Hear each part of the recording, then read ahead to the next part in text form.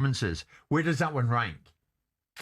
Well, listen, because it's a World Cup and because there's so much expectation and because people know that they brought in Thomas Tuchel to win the World Cup, because Gareth Southgate created a legacy of teams that have been in tournaments that have gone deep now, and the English disease of not qualifying for tournaments, or when we get there not being very good in them, has sort of been slain, albeit we know that we weren't good in the Euros, but we still got to a bloody final. So the idea that the feeling about English football internationally now is on a different scale. So I think it ranks up there. I mean, you've got to factor in the opposition. You have to factor in the opposition. I know that people will say that the Mexicans have never been beaten or been beaten in that stadium twice in, 60 years? Yeah. But the opposition they play against ain't that great. No. But you can only beat what's in front of you, and England should be taking every last ounce of plaudits out of this. Are you in the Martin Samuel camp in the Times? Martin saying, this was without doubt one of the greatest performances in England's World Cup history. This century at least, maybe all the way back to 1966, it's hard to put any one result ahead of it. I mean, I'm slightly different from Martin Samuel. If I say something, I can debate it with people, not have to worry about going to a studio because I don't want to go in and debate it with them. So I have a different view on what I do and say and what I don't write. But I think there's a lot to be said for that.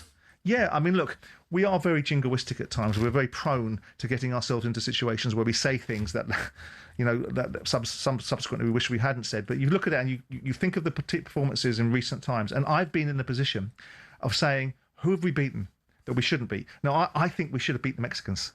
So I'm not trying to be a miserable sod. I think we should beat them. The only thing that would have beaten us was the occasion and the expectation and the altitude. The altitude didn't play any factor, did it? No. We managed our way through that easily. The players managed, with due respect, the players managed the expectations and the pressure. Yeah. And the Mexicans were inspired by their crowd, but they were, despite the fact we had...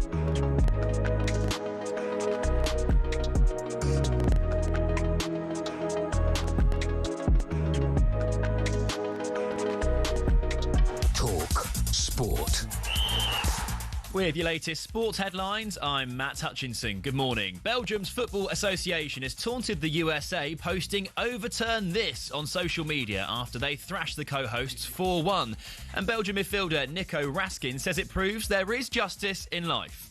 The fact that something happened like that, you can call it how you want, but we don't think that was fair. And today, I think it just brings us a little bit of luck that we needed to win the game. Well, the Belgian coach says he appreciated Folarin Balogun speaking to him before their World Cup last 16 game after his red card suspension was overturned.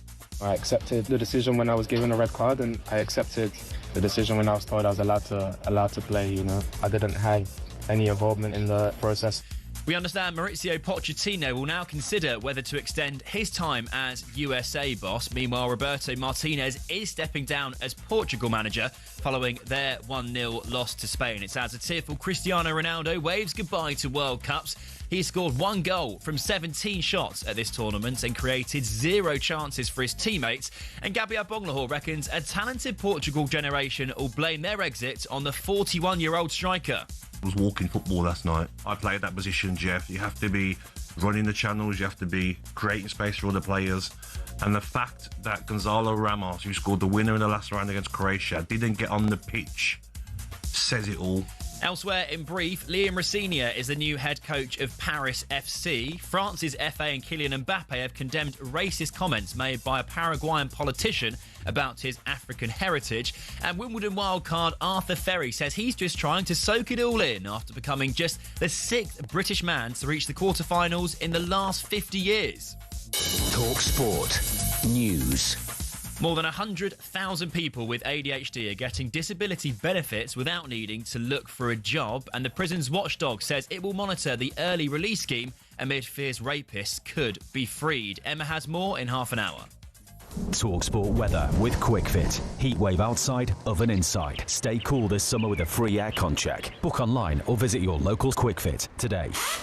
Mostly cloudy in northern England and Scotland today with some patchy rain. Plenty of sunshine further south with the hottest weather in the southeast. Ready to get that winning feeling with talkSPORT Win. This summer, talkSPORT is bringing you live and official coverage of every game of the FIFA World Cup 2026. And to celebrate, we're giving away £26,000 guaranteed. Go to win.talksport.com to enter now, and you could win 26 grand in your hand, tax-free. Enter now, and you could be the next to get that winning feeling, courtesy of talkSPORT Win. Find out how to enter now at win.talksport.com.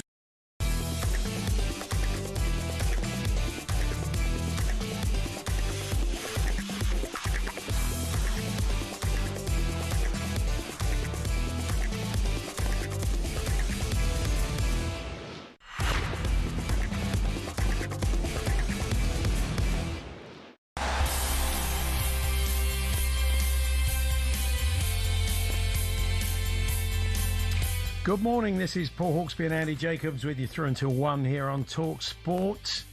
Where, Andy, please tell us what's coming up. Oh, I'd absolutely love to. And coming up over the next 3 hours, Steve Bruce talks Ronaldo and how to stop Haaland. Ramon Vega joins us as we finally mention about Switzerland, as once again they reach the last 16. And we'll have a chat with golfer and gooner Ian Poulter about his experience at the England games. Yeah, Poulter's seen a couple of the games. And after Jude Bellingham's station and Chili con Cane, let's have some other novel ways to honour the squad. And now US-based former England cricketer Liam Plunkett will talk about the World Cup and his move into baseball. There's all this, plus we'll hear from some Argentina fans ahead of tonight's match against Egypt. And was the USA's humbling by Belgium down to the president? Yeah, whether it's the Straits of Hormuz or a red card, if he interferes, it generally goes quite badly. It's brilliant, isn't it? More on that later. It is 7 minutes past 1. Good morning, everyone. Good morning, Mr. Jacobs. Good morning, everybody. Good morning, Paul. And I am fascinated that, of course, we are very, very much wrapped up in football here at the talkSPORT and the World Cup. Really? Yeah, I haven't really been watching much of it Well, myself. you say that, but our makeup artist said to us this morning, what's going on in football? Yeah. Brilliant, isn't it? I'd like to point out we haven't got a makeup artist. It's Well, someone it who is. does makeup in the building. It's like me and Andy employ somebody We do. on 15 guineas a day to try and make us look doesn't better. want to admit it. Costs more than that to take the bloke who did John Hurt's makeup for the Elephant Man to sort us out, obviously. It's mad. Honestly, last night's game, that was modern football at its absolute worst. Oh, what a dog with fleas. I Far think too the contrast after what we'd seen the night before, really. And this football, it was so boring. Yeah. It was one for Ian Dow, wasn't it? So technical. The second half was very dry, Oh, wasn't it? really. No Thank one goodness for turned. Mikel Thank good for Merino. Danny Murphy's update on Bob. Yeah. And, I mean, Honestly. that was the only thing gave it a lift in commentary. In the middle of the over, this is a real cancel-outer, which is what it was. Let's just go straight to penalties and get it over. Well, I mean, I think we were all sitting there thinking, we're all tired, obviously, of having stayed up half the night before. You're thinking, I don't want another half hour of this. Well, please, someone, God bless me. It's not very often I sort of salute an Arsenal player. Yeah. But God bless Mikel I know, we Merino all for did. popping up and scoring that goal. But I was thinking last night watching the game, compare the number of times you heard Bruno Fernandes's name compared to when he's playing for United. Yeah. It was like half the time he wasn't even there. I know. Honestly, Roberto Martinez, we'll talk about this later. The I don't Ronaldo even tribute know how act was I don't good, know how wasn't he he? gets The the job. lookalike. Oh, The Ronaldo lookalike. I And the didn't one, see it. one on the pitch. Oh, no. Oh, yeah. Sorry. Oh, yeah. You with me now? I am with you now. Yeah, Yeah, it was all a bit. absolutely. It was a yeah. bit sad. About sad way. It was like doing one of those last gigs and they can't reach the high notes. Can't be I easy, know. can it? Really? Here's a nice sign of the apocalypse for you, if I Yeah. can find it, from today's paper. This was a story in the Daily Star. Here it is. Yes. A World Cup style hydration break was booed by fans in a non-league pre-season friendly. Oh, really? Oh, come That's on, you good. sheep. Aldershot Town beat local rivals Badshot. They did it for a laugh. Maybe they did. They did In it each for a half, the referee stopped the match for players to have a drink in the 27th course. It's not the drinking that's wrong. It's the 3.5 minutes. But it's become a thing, isn't it? So, I mean, if you're an Aldershot fan, you boo a drinks break. You're doing it ironically, aren't you? Are you doing it because you don't like the World Cup ones? No, you're doing it because that's what they're doing in the World Cup. You know, I haven't got a major. Well done, Aldershot fans, for doing that. Not a phrase we use every day. No, not really. I don't think have we mentioned Switzerland? Anybody at all? Apart from when we introduced the games. I mean, the thing is, they invariably always get through to the last 16. Yeah, they've got good players. They're difficult to beat. We haven't really talked about them. We're going to put that right Because to them. We're going to get Ramon further. They Vega never on. get further than this. Or Well, the last time they did get further than this, 1954, when they hosted it. Oh, right. Well, there you go. So we're going to have a chat with Ramon Vega. One of the players wore glasses. I don't think that's a great criteria. You always say this. You got any evidence of that? I have. What, was it one of the Swiss players or one of the... I'll find it in the break. Okay. There's a famous bit of footage with the captain. When you played football at school, did you wear your glasses? Unfortunately, I did. I can't see without them. And when I headed the ball, I just did the head like that, where you can't see. What, you put your hands up to head the ball? Yeah. Not ideal. I'm never great in the air. talkSPORT listener, do you... Combined with the fact that I'm only 5'6". Yeah, that's it. Do you wear glasses when you play football? Let us know. And how does that? Has that been a problem over the years? Let's find out. I think my grandson wears them for batting, but not for bowling. I think. Okay. Yeah, it's his bowling's quite good. So his bowling is good. Yeah, it's very exciting for me. We're going to talking to bowling. Liam Plunkett joins us a little bit later on. You probably didn't realise maybe that he is based in the States these days, and he's kind of evangelising about cricket, trying to grow the sport there. And but he plays a bit of baseball now. He's been playing minor league baseball, and we saw some footage of him pitching. So he's going to join us for a chat a little bit later on. We're delighted to say. So we'll have a chat with Liam later and see what he's made of the World Cup and everything that's been going on with Ben Stokes and Bazball and all that. We got Argentina in action, nice early kickoff. Maybe they'll take this game a little bit more seriously. I think they've had such a scare. They're going to come out of the traps against Egypt. I think they'll have to. Yeah, won't be easy for them. And we will be chatting later on a bit more about the USA. And I mean, you know, if you listen to Pochettino afterwards, all the noise around this fixture. I mean, it did make. I don't care. I got what I wanted. I wanted them to get out. I wanted Ronaldo to be crying. I said it on yesterday's show. It's exactly what happened. I'm delighted. Terrible man. I know. So that's all to come. Glasses. Are you a glasses wearer? Sports-wise, and how does that manifest itself? Ever an issue or not? Mexican food stars. Burrito Aura. Pete, we didn't ask for any of these. No. Pete, we didn't ask for. Why have you done this? I think, well, it was the Bellingham station, but it doesn't really work, does it? Okay, no. Okay, well, maybe the point of it is the England squad maybe need a bit of recognition. And we found out Bellingham Station in South London is now being called Jude Bellingham Station. Yeah. And they've changed all the signage for the duration of the tournament. We mentioned tearing down on Sunday morning if we lose to Norway. We mentioned to you yesterday that there is a new dish that who was it who did it now? Was it the good people at Asda in Cheltenham? They came up with something called chili con cane. Nice. Which was a chili con carne, but using the meat aspect to do a representation of Harry Kane's Very good. face. You've got to hand it to them. Think of the other names in the squad and how might we mark them in a kind of novel way. We've got the chili con cane, we've got the Jude Bellingham station, that's a bit more route one. So think of the names and let's have a few other novel ways maybe that we can honour the boys who are doing such a fine job. All the ones I think aren't fit for broadcast. No, okay, well, that's part of the course. It is really. Yeah. Came up with a new name for a Brazilian player, didn't I, just now? Oh, yeah, you did. But certainly after the way maybe they played the other night, Detritus. That'd be a good name, wouldn't it? It would be. One of the few that they've never got round to. Or Detritus Junior. Oh, sorry. Oh, yeah, what was you going to say? It's the producer just reminded me of that. I'm no Jeff 25 Stelling. years, you are no Jeff Stelling. Leave The me producer alone. says something in Andy's ear and he just stops talking and goes, yeah, all right. What a pro he is. What a pro. Anyway, coming up in the first... No better than the day he started. That's my proud boast. Proud boast. That's when I worked at the car. When I worked at the car factory. Look, I'm tired. I'm old. Leave me alone. Okay, well, there we are. There's your missing statement for today. You've got another 2 3/4 hours of a tired old man who's no better now than he was 26 years ago. Steve Bruce joins us. Or Steve Bryce, as Andy's calling him. He's hung up. He's going to join us to talk a bit of Ronaldo and also how to stop Haaland. How would he have done it as a player, him and Gary Pallister? Probably give him a kicking. You can't do that anymore. No, you can't. And it's all about supply. Well, also as a coach as well. We'll be chatting to Steve about that. Aston Marigold will be joining us of JLS fame. He's a big football fan. I think he was quite a decent player in his day. Apparently, he still hasn't got over the death of Optimus Prime.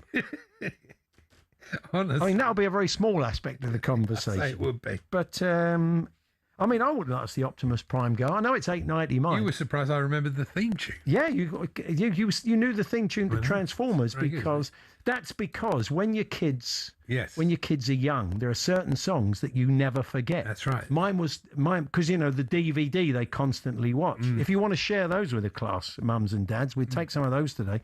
Mine was Tots TV. Was it? I know all the lyrics to the TV show Tots TV. Some of it's in French as well. Probably the most French I know. Anyway, let us know. talksport.com/H&J. Text to 81089. Tweet to TSH&J. Remind us what the lyric was for Transformers, Andy. Transformers, robots in disguise. Yeah, I mean, I thought it's quite a Route 1 lyric, isn't it? It is, really. I suppose it is for kids, but I mean, that's exactly what they are. There's no great nuance in it. It's not going to make you think, is it? No. Someone left a cake out in the rain, is it? Anyway, it's Paul Hawksbee and Andy Jacobs here on talkSPORT. Steve Bruce kicks us off. Aston will join us for a chat. Ian Poulter's been going to some of the England games. He's going to join us for a chat as well. Liam Plunkett, and we'll also be hearing from the Argentinian fans looking ahead to all the games tonight. We're here as always, of course, with the very good people at Selco Builders Warehouses, where the trade go.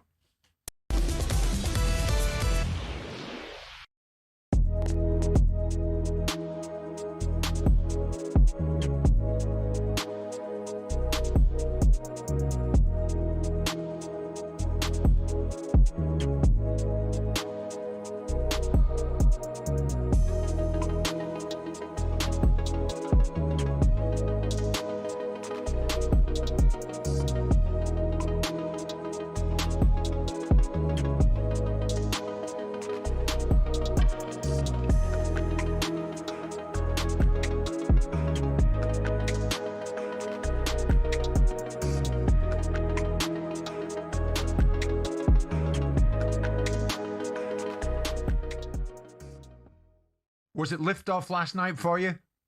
Yeah, but I've enjoyed the tournament in its entirety. Like, we've got no right to just expect us to dominate teams from start to finish, not concede chances or goals.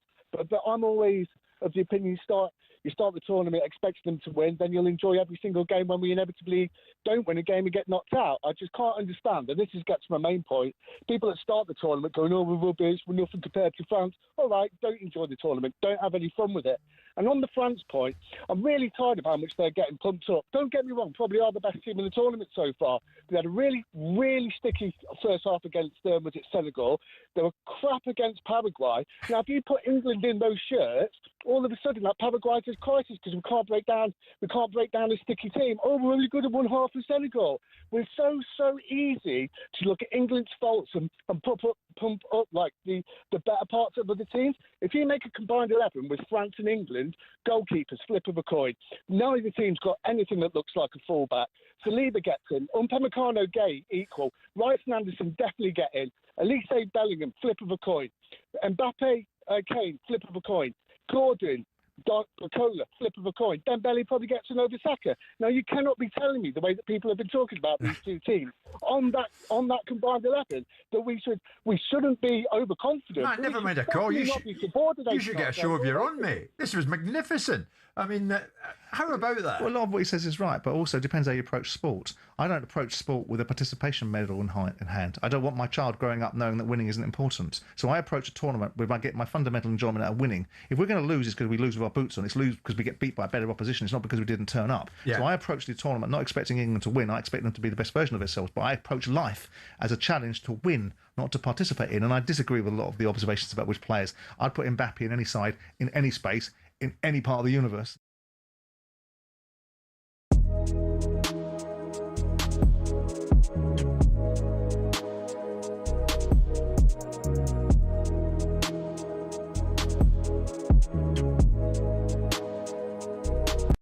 Get ready to get that winning feeling with talkSPORT Win. This summer, talkSPORT is bringing you live and official coverage of every game of the FIFA World Cup 2026. And to celebrate, we're giving away £26,000 guaranteed. Go to win.talksport.com to enter now, and you could win 26 grand in your hand, tax-free. Enter now, and you could be the next to get that winning feeling, courtesy of talkSPORT Win. Find out how to enter now at win.talksport.com.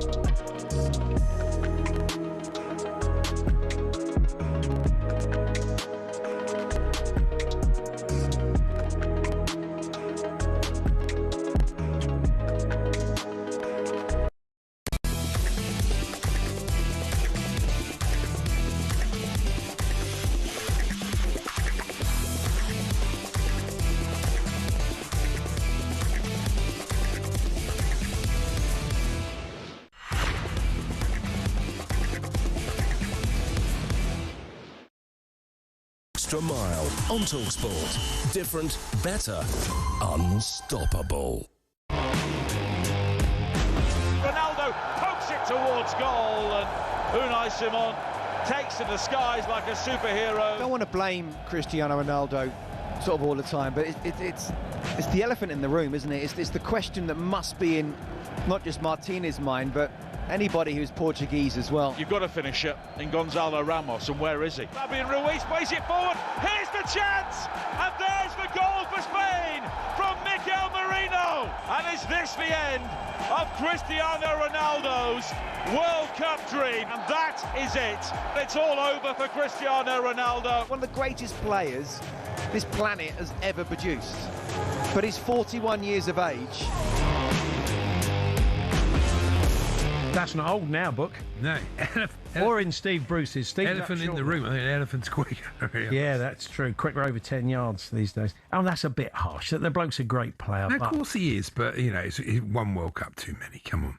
Time now for Duracell's Extra Mile. We look at those players that went the extra mile, those players that bring a game-changing performance and unstoppable power. We're going to go for Mikel Merino. We heard his winning goal there. Well, I think we were just all desperate to go to bed after the night before, staying up half the night, and it was a terrible, incredibly dull second half. An inspired substitution, though. Let's talk about that initially with Steve Bruce. Hi, Steve.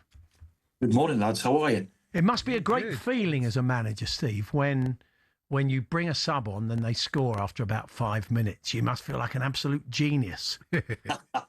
Yeah, it didn't happen very often with me, I have to tell you. But I do believe, I think the other substitute provided the goal too for him, didn't he? And, yeah.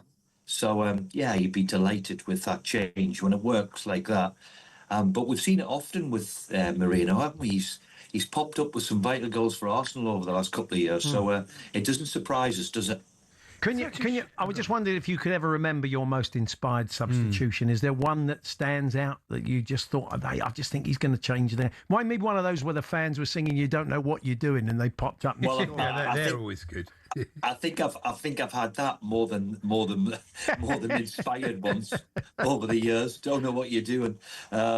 Which is always not a great feeling. Yeah, I mean, look, when you make a substitution, you're looking for something to change, and I always now, being on the coaching side over the last 20 years or whatever, I look at what the coaches would do, and especially the substitutions, and it's quite, you know, when you see Tuchel, he doesn't change much, but he made a big change very, very early the other day when he went to a back five.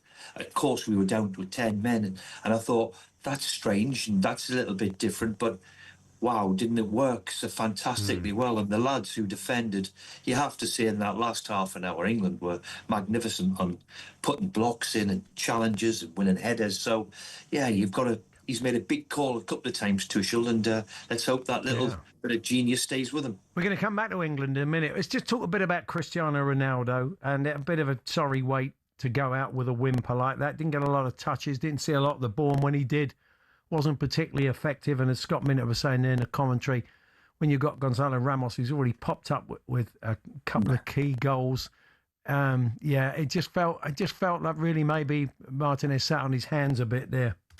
Yeah, I think. Well, I've been in Portugal the last month, as you know, lads, and they're having the same conversation. Should he be part of the team? Should he, in his age? Look, this fella has been a remarkable footballer, and Roberto Martinez has made a call that he is his main man. And listen, the way he finished in the group stages, 2 or 3 of the finishes were typical Ronaldo. You know, he still scores and capable of scoring a goal. This fella's been as good as we've ever seen. So, yes, he's gone out, and of course, look, Father Time catches every player in the end, and his mentality and physically to still be playing at 41 is quite remarkable.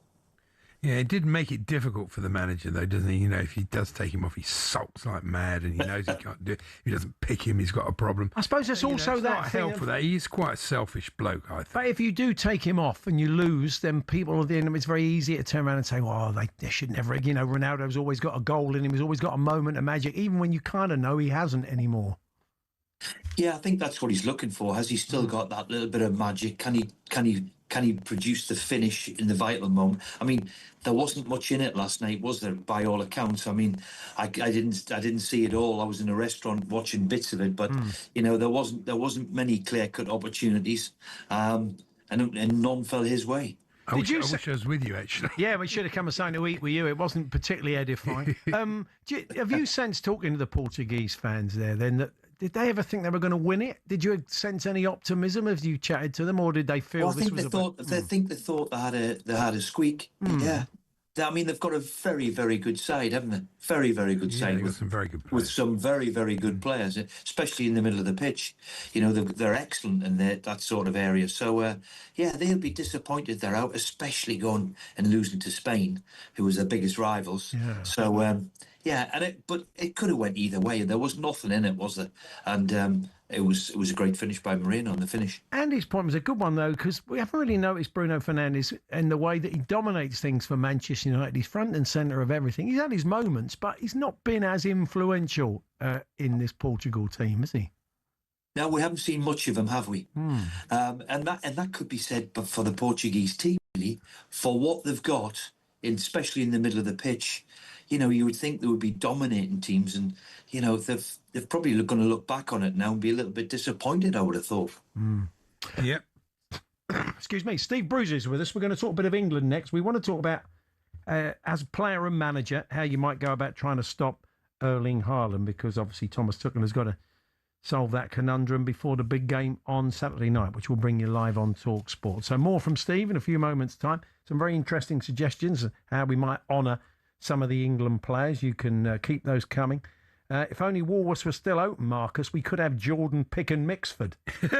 They could rename it. Abby in Glasgow tells us there's a place in Birmingham that have changed their Beef Wellington to Beef Bellingham for the duration of the tournament. So people are doing it. Nacho O'Reilly, if you've got a Mexican restaurant, says Andy, if you want to honour them.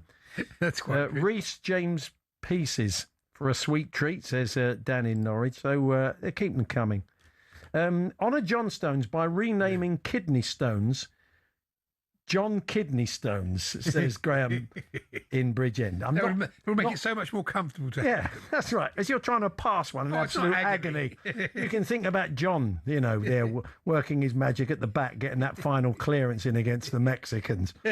So anyway, you can sack up potatoes. Now, that's a good idea. That's good. We'll get in touch with our old mate, Hal Robson-Carnu, see if the Bartlett family, which he's married into, are prepared to change that just for the duration of this one. Thank you, Niall, the Chelsea fan. More from Steve Bruce in a few moments' time. Duracell's Extra Mile on talkSPORT. Different, better, unstoppable.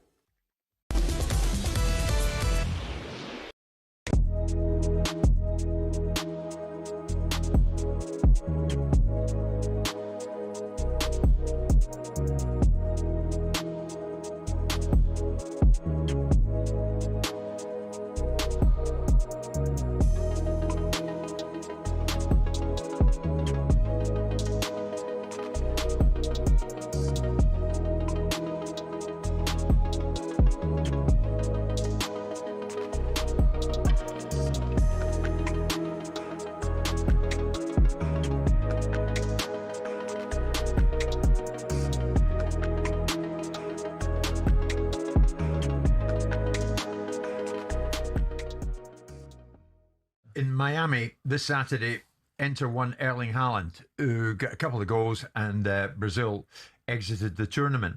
Haaland signed a 9.5-year contract last January that keeps him at Manchester City until 2034. And Alpha Inge Haaland, Erling's dad, spoke to the Zone ahead of the match, Simon, at the weekend. And he said, well, Real Madrid, he says he's very happy at Manchester City. He's got a long contract. We're waiting for the new season, but anyone would want to play for Madrid. You never know what can happen in football, that dreadful phrase that's used so often. But does Guardiola's departure, Simon, make Haaland's City future any less secure, do you think? Well, I don't know what his relationship will be with Maresca, because we know we had a relationship with Guardiola. He signed for Guardiola. He didn't sign for this fellow. So there might always be a change. There might be a drop-off in City. Maresca might not be the person capable of delivering City the outcomes that they've become accustomed to. Yeah. Albeit last couple of years they haven't won a title. They'll soon get back in the saddle. That can be clear, given they've spent £130 million on a central midfield player. Their ambitions are clearly in that direction. He will go, in my view, to Real Madrid. Tragically, that seems to be the destination of all the big players. So at some point, do I see him serving out his 9.5-year contract? No. Just a matter. It's not a case of if; it's a case of when. I mean, you might say insecurity is almost impossible with a 10-year deal, though, isn't it?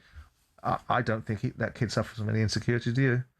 I mean, I've encountered him firsthand. I don't think he suffers from any insecurity. He might suffer from a lack of manners, but he doesn't suffer from any insecurity. He is a hell of a player. But in terms of City's hold on him, not really. That just commands.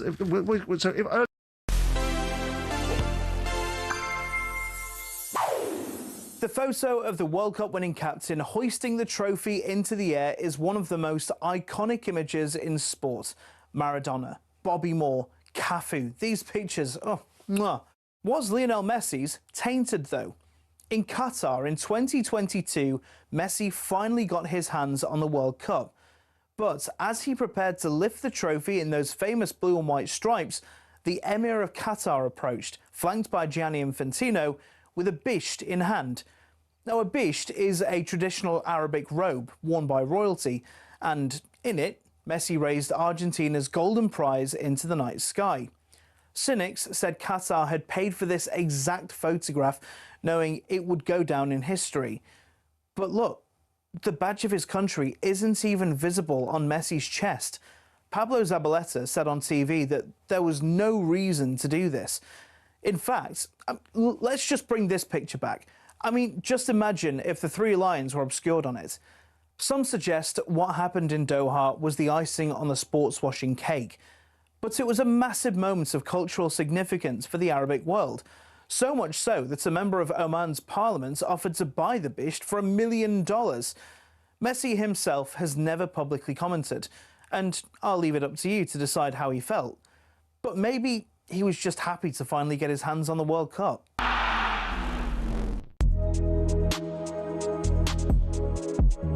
Express. Kick off your day with a quality coffee on the go. Start with Costa.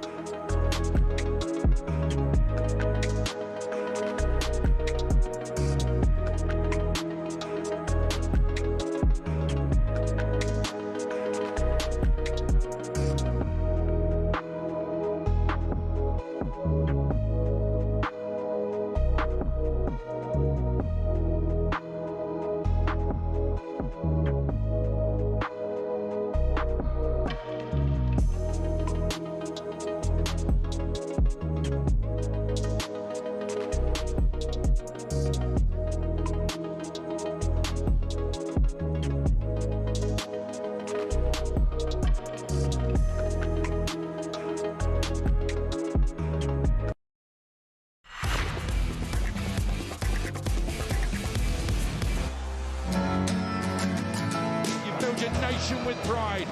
You are all heroes. Some beautiful moments that will never be forgotten.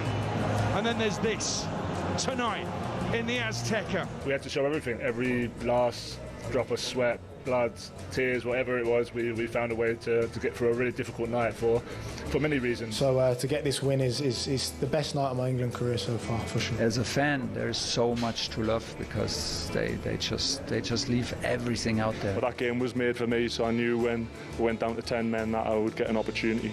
He might never play another World Cup game, conceivably. Dan Burn, the age of 34, come on for 25 minutes, tell your kids, your grandkids about it, bore everyone.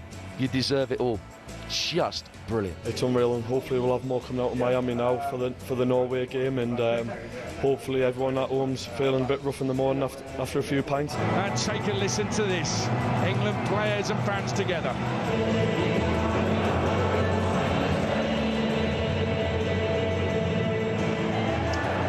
So there we are, of course, still basking in the glory of that fine win over Mexico, but it's Norway next. I'm not sure about Dan Burn never playing another game for England. There's been a suggestion he might be the man. We're going to come on to that now. Steve Bruce, two-time Premier League winner with Manchester United, is with us. We're going to lean into your 1,000-plus games as a manager as well, Steve, in this chat, because that's going to be one of the keys, isn't it? Stopping Erling Haaland. Maybe as a player, you and Gary Pallister back in the day might have been a bit more physical, but you can't get away with that these days. So I mean, I would have to let Pally take him. By the way, it's over to you, Big Gary. It's your job to look after him.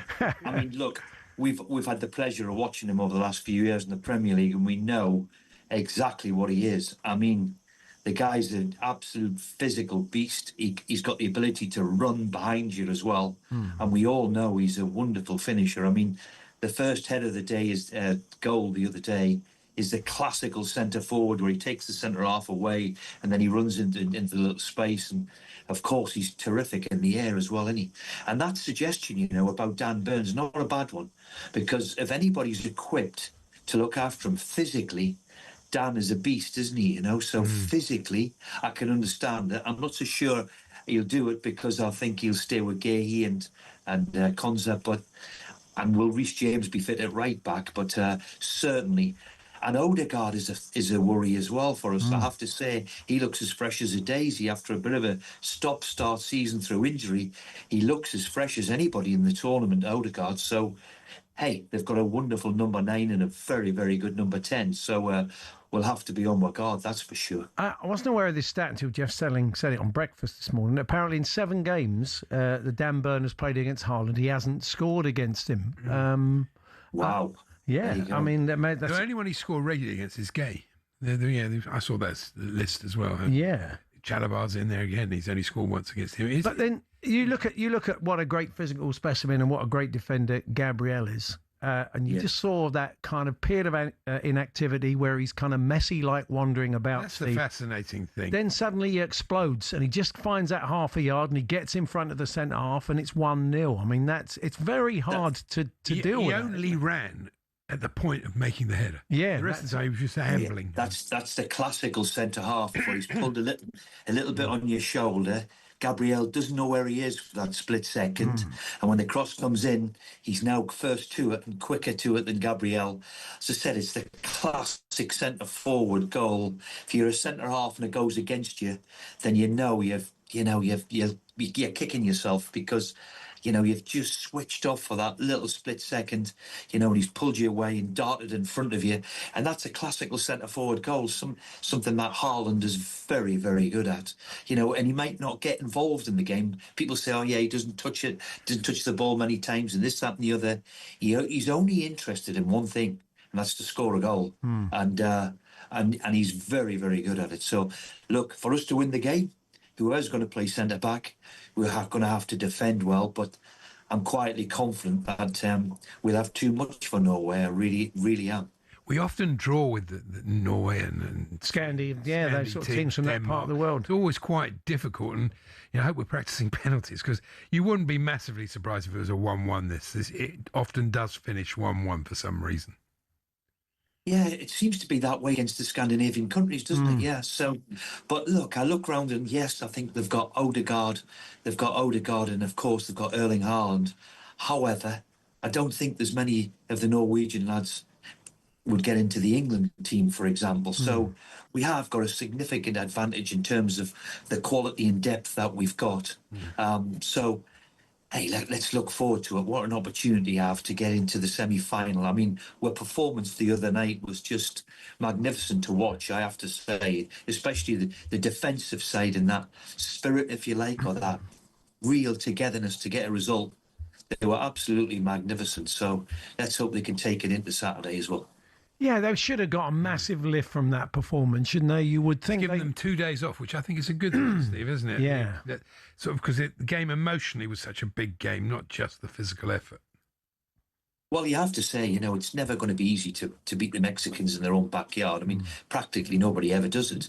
So, you know, I mean, maybe what helped us was the storms cleared the air a little bit. The humidity maybe wasn't there. But the one thing that they did do, they were absolutely terrific in what they did. I mean, especially everything had gone against them.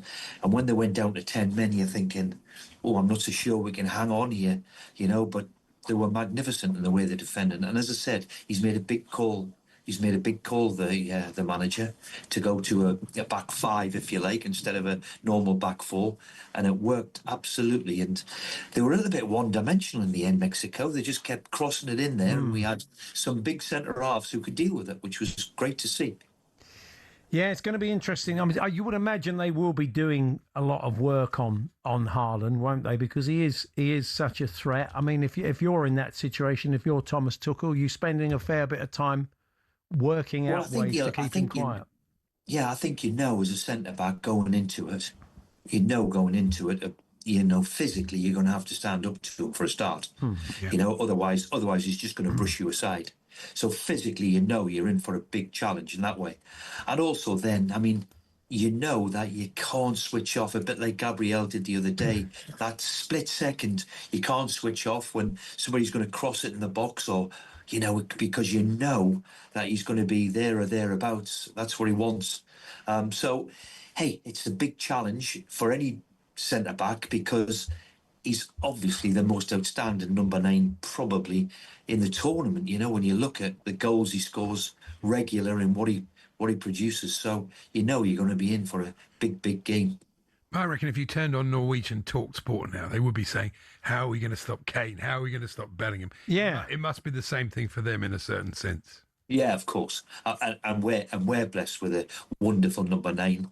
And I have to say, Bellingham, when we think about... I remember having a conversation with you guys at the start of the tournament, and everybody's questioning Bellingham. Is his commitment right? And is this right? And is that right?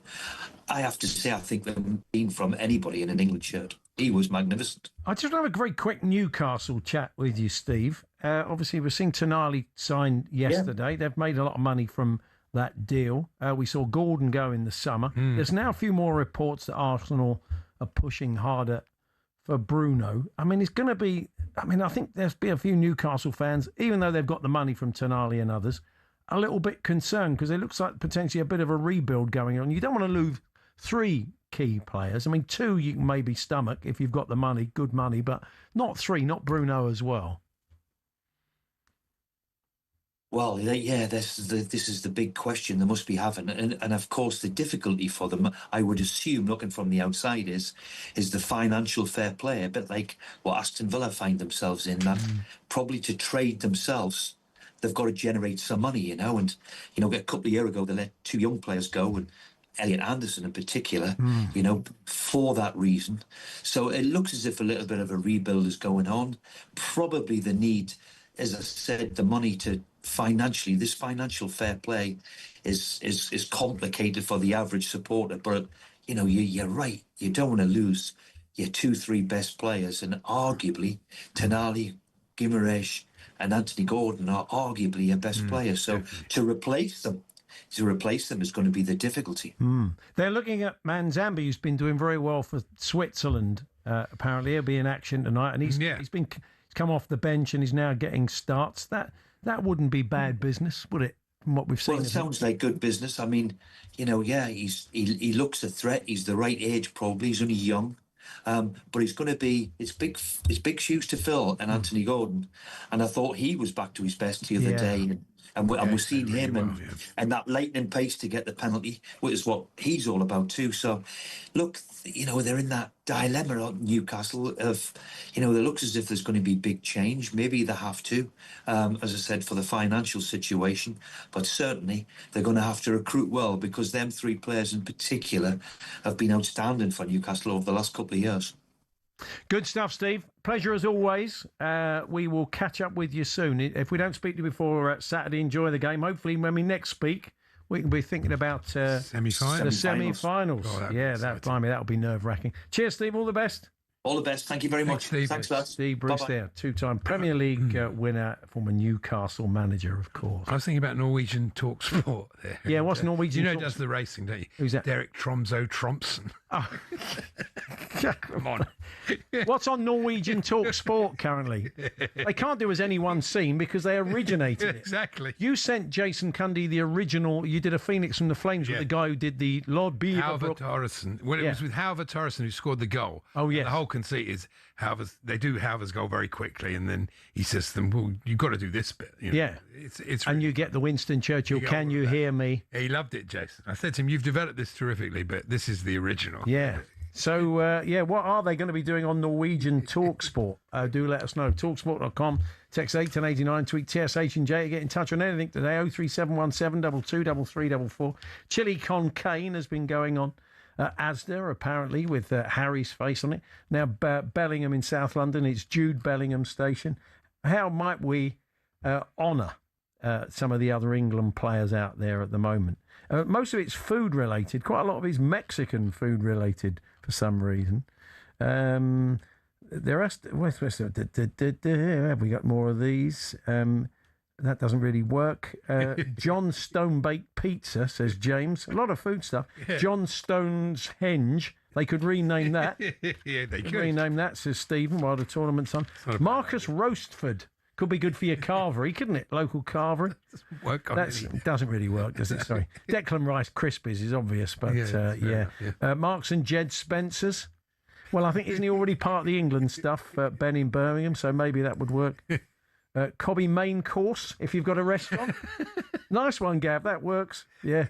Chicken Gordon Blur, says... yeah, not bad. Johnny in Northampton. Yeah, we had quite a lot of the John Stone Henges. Taco O'Reilly, says Sam the Gooner from Melton Mowbray. Bakayo Sakamole. It's all Mexican food, isn't it? I suppose it would be after the game. Sam Dingle. That can't be Sam Dingle.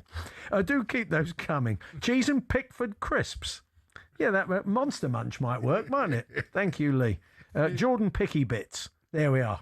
Top work, guys. It doesn't have to be food related. We've got Bellingham Station, but everybody's going out of their way to think laterally and have novel ways to honour the boys.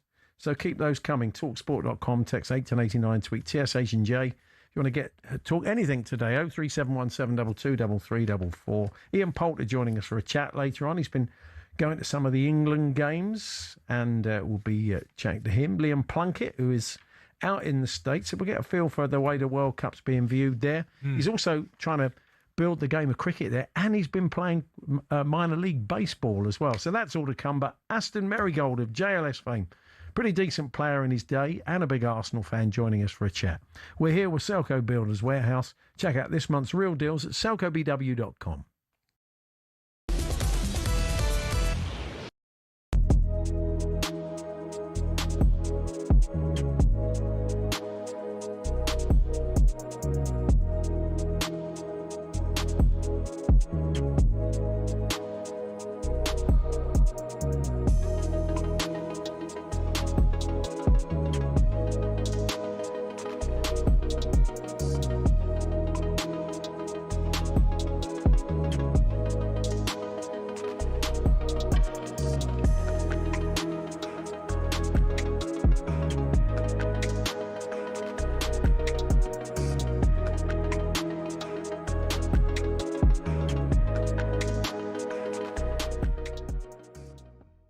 That is a performance that will give everyone who's English across the world belief that we can win the World Cup.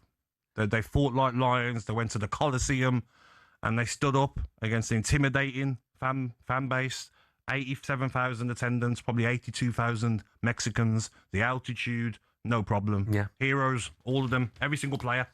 And I agree. You know, watch every minute of it. Of course, within that, you've got goals, penalties, woodwork being hit, red cards, all sorts of other things going on around the pitch. Incredible, Jeff. Well, I think at the end, I saw somebody tweet that it was a Tuchel tactical masterclass. Now, I disagree with that. Okay. Because I think that certainly second half, this was down to willpower, determination, and grit. Yes. And every single England player showed that. And I mean, I I've got players that I want to single out. But what about you, Gabby? Who would you single out? I think Jordan Pickford was fantastic. Yeah, I mean, with Troy Deeney saying that we can't win a World Cup with Pickford, I'm sure he'll take those comments back, knowing Troy is a good guy. I thought Anthony Gordon was fantastic, did everything that was needed, and I thought Jude Bellingham was a standout player. 2 goals, he was the clearance off the line in the first half, the end of the first half, the way he was running with the ball, he was like a man possessed. But it's hard to even give anyone a standout performance because they all fought like lions. Like you said, Jeff, maybe not a tactical masterclass, but the way he went to a 5, the way he brought Dan Burn on, do you know what I mean? I think that worked in our favour as well. And such a heroic performance. And I agree with you, they ran out of ideas, Mexico. They were shooting from weird positions. They just couldn't get through a stubborn defence. And Jordan Pickford, fantastic. Great credit to England. Yes. I would mention Bellingham as well. Yeah.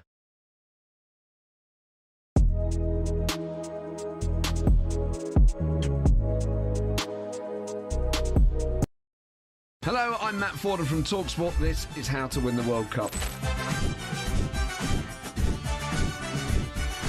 This is the best squad I think England have ever had.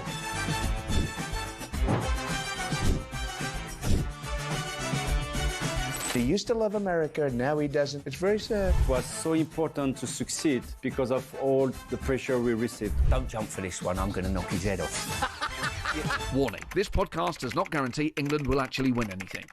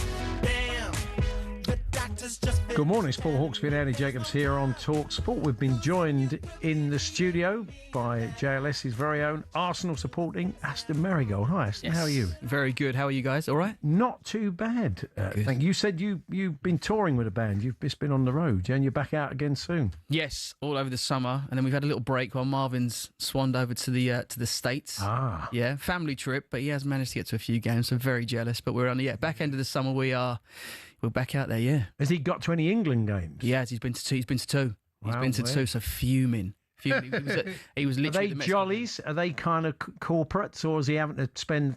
Apparently, it's a story saying a ticket's going for £6 million for the game on Saturday. Honestly, I mean, if I had 6 million, I would go absolutely.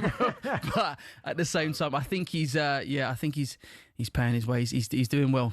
Oh, yeah. Yeah, he's doing good. Yeah, I think he's managed to get a couple of tickets. I'm like, oh, man. Have you been enjoying? You sounded a bit sleep deprived. You've got young kids, haven't you? So you have to kind of fit the games in while you can. I can, yeah. I've just kind of stayed off social media. I'm one of them. I've just gone to sleep and been like, right, do you know what? No, next morning, wake up fresh and then just watch the games when I could in the morning. Stayed off the socials, as I say. So I've got the results straight in. And has it worked generally? Have you had any spoilers come through? Do you know what? It has worked. That do not disturb button on your phone does actually work. So yeah, that's good. I'm an advocate for that one. Absolutely, yeah. Now, I didn't know. We understand you were a big fan of Transformers. I mean, the more troubling for me is 40 years since the first one, which is quite scary, really. It is, exactly. Well, do you know what? It's before I was born. So that's the maddest thing about it. And I just got so hooked when I was a young child, as you say, 40 years ago, but when I was a young child, I remember getting the VHS tape, renting it from the video shop, as we did back in the day, and then watching Transformers the movie. It was a bit like, I'm not going to lie to you, I'm still to this day very, very upset that they killed off Optimus Prime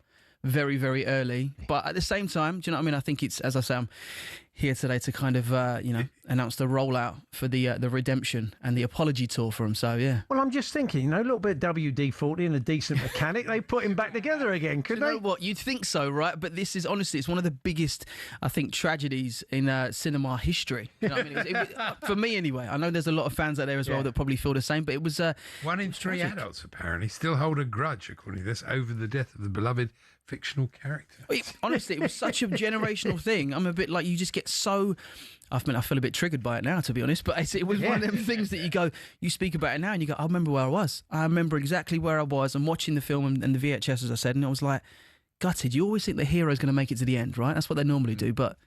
Yeah. So what's the anniversary apology tour? What form does that take? So for that, it's basically, obviously we've had 4 decades now since the launch of the movie. Yeah. And as I said, a lot of fans, including myself, I've been not. I want to say, disgruntled a little bit over the years with the outcome of Optimus Prime, and I think he obviously needs the apology. And Transformers, they know that, so they've obviously announced the apology tour, and they're doing a massive competition. And it's basically they're going to bring the movie back onto the big screen. They're going to re-release, should I say, some of the collectibles again from the '86 collection, which is very, very exciting if you are a collector. And it's it's just honestly, it's such a great time to be a Transformers fan. So yeah, it's going to be the redemption rollout. Yeah, so if you need TransformersRedemptionRollout.com, if you need all the info, it's going to be a lot of fun. You're an Arsenal fan, so this is the moment to do the cheesy line. Well, Mikel Arteta has certainly transformed Arsenal. There we go. That's what we wanted. Yeah, much to my joy as a Tottenham fan. Yeah. But yeah, he got there in the end, didn't he? And there were people saying, "Oh, he's got to go. He's not the man." But the Kroenke family kind of knew they had their man, and it paid off, didn't it? Do you know what? I think I'd say most of us Arsenal fans also knew you have to give him time. He asked for time, he got time, and for the past few seasons it has been so close. And I think everyone's always been moaning at the pure fact of, you just got to find a way to win, We found a way to win. Do you know what I mean? He did it consistently. Hairy moments. We couldn't do it, obviously, very straightforward towards the end of the season. Also a lot of money. You have to, he's got what he's wanted in terms of players. Depth of squad have cost a lot. Yep. 105 million on Declan Rice, which has proved to be a bargain. But huge amounts of money has been spent. So that has to be part. Spent in the right way. Well, there you go. It's been spent. I think if we hadn't obviously have won, then you look at it and you go, he spent a lot of money. But he spent the money and we've won. So that's job done, right? Yeah. And they've sold well. Exactly. Managed to shift a lot of he managed at the start of it to shift the light. There's a bit of talk, as we said to Steve Bruce earlier on, as a former Newcastle manager, and a Newcastle fan, of course, about Bruno as well. And Arsenal, there's a couple of reports saying they're getting some encouragement, which has surprised me a bit. But I mean, he'd be very good for you. Great character. You can see him fitting into that team, can you? Absolutely. I think we're a team full of creatives. I think sometimes as an Arsenal fan, it's frustrating to watch because you're a bit like, come on, that magic is there. Like someone produce it. And at times, as we say, it's been a bit hairy through the season, but. Listen, I'm excited to see the signings that do come through the door. Fingers crossed. Considering how knackered he clearly is, and he's still carrying a knock, Declan Rice. It was great to see him the way he carried the ball for the first goal. That's the best. Yes. Yeah, he played ever so well. I mean, probably getting by on adrenaline, but he was brilliant the other day. Do you know what? I think all of them, the legs that have lasted on him for the whole year has been absolute sublime, and I think Declan leads by example, right? He's always there front line. You can see him screaming all over the pitch. He just wants the best for every single player, and I think, as we say, you can't ask for that and not do it. So he's producing. Do you still turn out? You were quite a good player in your day. You had a couple of trials at clubs, didn't you? Yeah, and I was good. I broke my ankle at the end of last year, so I'm currently still rehabbing now and getting back to the dance routines. Yeah, there's not many flips at the minute, so I'm having to get back training. But it's my boy is my youngest son is football mad at the minute. Honestly, he's so mad with football, and it's a bit like my goal when I did break my ankle was to get back. His goal was, Daddy, by the time I'm 6, can we play football together again? So he's just turned 6, so I'm like, right, we've had a good kick around. So I've made that. So now it's the next step to get back to. Is he Arsenal as well? Of course, absolutely. If he'd come up and said, Dad, I want to be a Tottenham fan, what would be your attitude towards Do you know what the maddest thing is? My old man's a Tottenham fan. He is, yeah. So it's you went to the dark side then, in my eyes, certainly. Why didn't he pressurise you? What made you Arsenal? Do you know what? This is the thing. He didn't pressurise me, which was great. But I think I had players like Ian Wright to kind of look up Yeah, to. And it's often right. It was more player focused, I think, at that time, especially for myself, and wanting to play like Ian Wright. And then we got the likes of Thierry Henry and stuff like that, and it was just a bit like it was inevitable for me to be an Arsenal Unfortunately, supporter. Stuart Nethercott wasn't quite the draw. No, obviously Sorry, not. Stuart. That's nothing. I just pulled a name out of my backside. Yeah, no. Well, lovely to see you, Aston. Thank you too. very much for coming in. All good, thank you so And much. enjoy the rest of the World Cup. Yes, you too. Come on, England. Ian Poulter joining us for a chat later on. He's been able to take in some games. We'll also be chatting to Liam Plunkett out in the States. We'll see how the World Cup has been unfolding from his point of view. He's been playing baseball as well. We'll get his thoughts on everything that's gone on with Ben Stokes. So lots more to come as we build up also to tonight's two commentary games, Argentina, Egypt, Switzerland, Colombia, both on talkSPORT.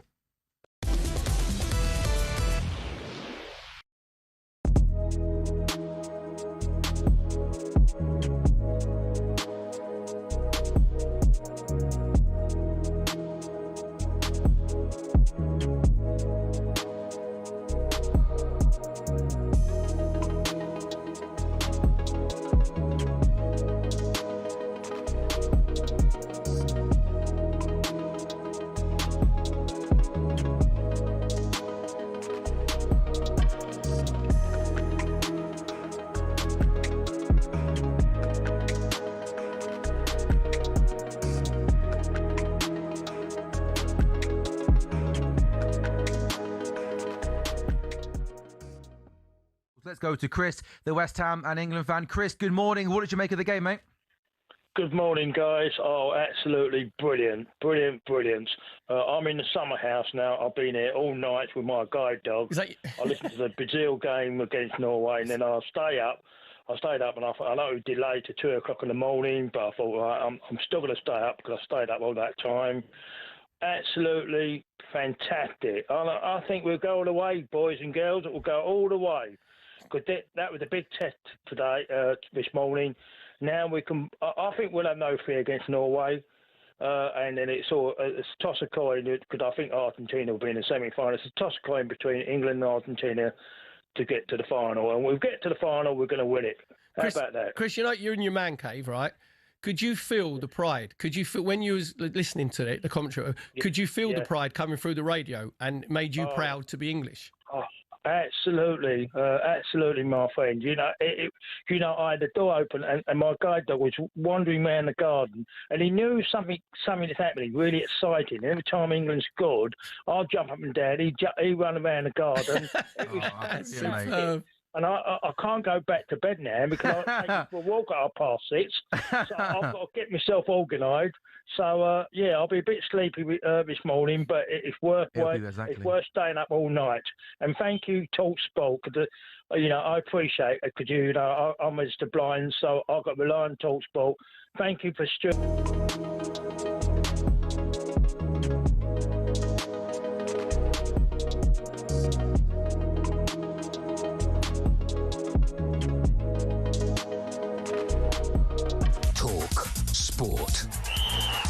With your latest sports headlines, I'm Matt Hutchinson. Good morning. Overturn this. The words of a social media post from the Belgian FA, taunting the Yanks after beating them 4-1. But will Poch stay on as USA boss?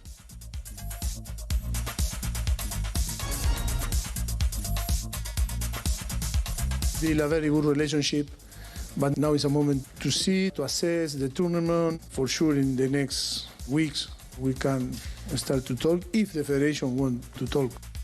Come on, Poch, when you're ready. One man we know is stepping down is Portugal manager Roberto Martinez following their 1-0 loss to Spain. And Portuguese football journalist Pedro Sepulveda hasn't been impressed by his reign. You look at Ronaldo now and you're like, if I was the next Portugal manager, I'm only taking the job if he is not in the squad. That's the level I'm going to.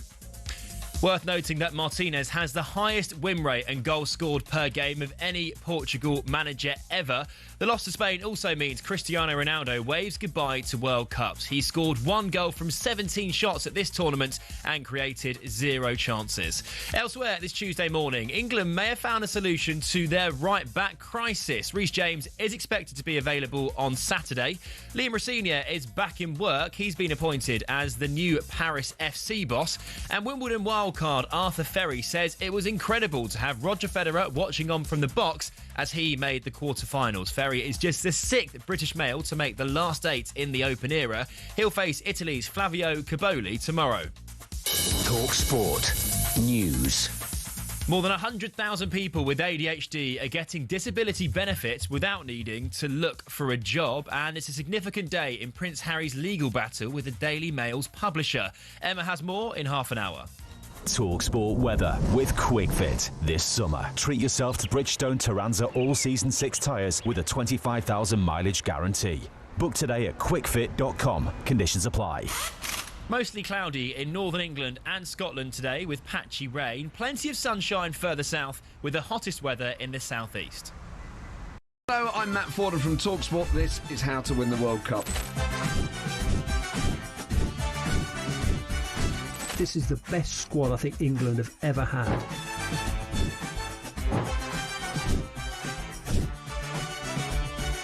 He used to love America, now he doesn't. It's very sad.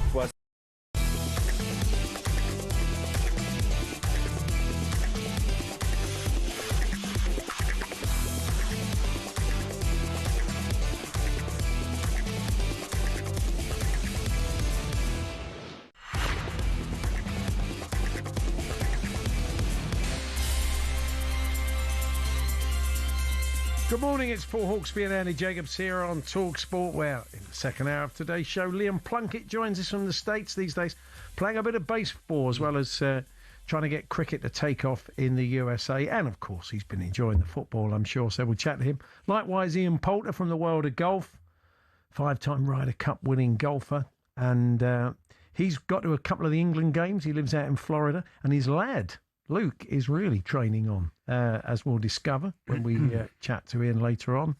Bit of Arsenal, I'm sure. More Arsenal fans. Oh, I know, it's bad, isn't it? Mark McGee joins us. The World Cup off. Been doing a great job for us out at the World Cup on commentary, the former Scotland assistant manager and Aberdeen striker. And we'll turn our attention to Argentina, Egypt a little bit later and find out a bit more about Egypt's challenge as well. And we've not talked about Switzerland, but here they are again, as they often are.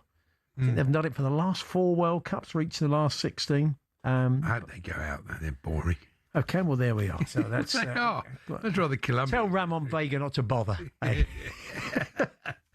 Well, that's the feeling, isn't like it? It is, you know. I mean, we'll say to Ramon, the trouble is, unless you live in Switzerland, what's the game tonight? Oh, Switzerland. Oh, blimey. I mean, that's a bit unfair. It is a bit unfair. That just seems to be, it's a bit of a reaction. Shaqiri, he was always a good player. Yeah, indeed. Still playing, actually. Yeah.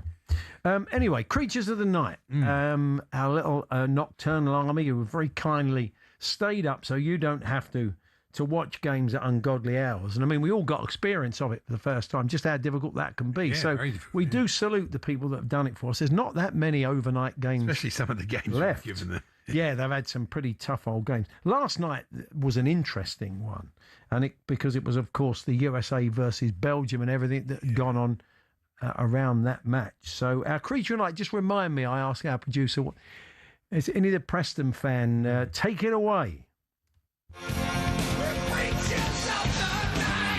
USA versus Belgium from the Seattle Stadium in America. Controversial news, Balogun plays. So Balogun will be starting for Belgium. De Bruyne and Doku have been benched, so they're on the bench. So a right to play Spain awaits. 1 a.m. kickoff. Let's see what happens in this one. 6, 5, 4, 3, 2, 1. Kick off. It's poor though, and the low shot across the face of goal and touched in at the far post. Let's go. Charles de Kersonara has scored after 8 minutes for Belgium. Some lovely play on the flanks, but Belgium have taken the lead. It's Tillman, it's Curley, and it took a deflection, and it's 1-1. USA have just scored. Tillman with a free kick, Courtois wrong-footed after a massive deflection. First real chance for USA from a free kick, and they have scored. This is why we love football. Here's Trossard for Belgium on the outside, left-footed cross to the far post and headed in. Goal, Belgium. Kesalara, that man again, after some lovely footwork by Trossard on the wings. gets a cross over the top, and Keita can't miss this one. Half-time here at the Seattle Stadium. Let's see if Pochettino can work his magic for the second half for USA. Boom long by De Kuiper. That's one for Keita to chase. He's on a hat-trick, and goalkeeper freeze. He's made a mess of it. He's lost the ball, and it's fired into the net from distance. Hans Van Aken punishes the error. The USA goalkeeper, don't know what he was thinking. An absolute calamity, has just basically given the ball to Belgium to score the third goal. I really don't know what he was doing there.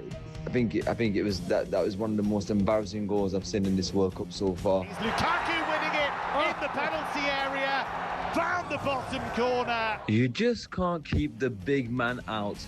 4-1 to Belgium, and it's that man, number 9, Lukaku. Just come on, substitute. We've about 20 minutes to go. Really, this was his first attempt at goal, and he scored. Can't keep the goat out, can you, Lukaku? All over, Belgium have won. Quite an easy game, to be honest with you, for them. USA just didn't look good enough at all. Really easy performance from Belgium. So all the hosts now are out of the World Cup, USA being the last one. So 4-1 to Belgium, and they move into the quarterfinals.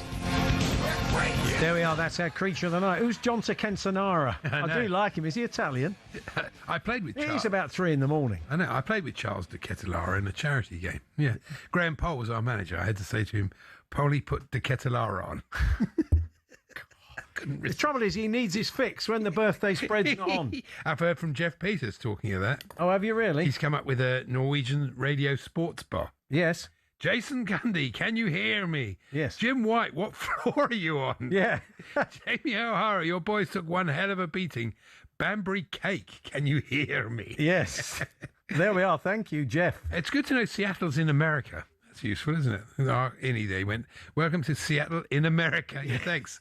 Well, he just covered the ground for us. Thank you very much. That was our He did the countdown. I hate the countdown. If they bring the countdown into the Premier League, I'll be very cross. They won't bring I don't think they'll bring the countdown. I've got a in. feeling Chelsea's owners might be tempted. Two of the staples, of course, of this World Cup TV coverage is being constantly reminded to buy a TV licence. I did like Guy Mowbray at 3 in the morning the other day saying, look, I'm sorry, I have to do this. And I know it's 3 in the morning, but if you haven't got a TV licence, get one. The code's in the corner.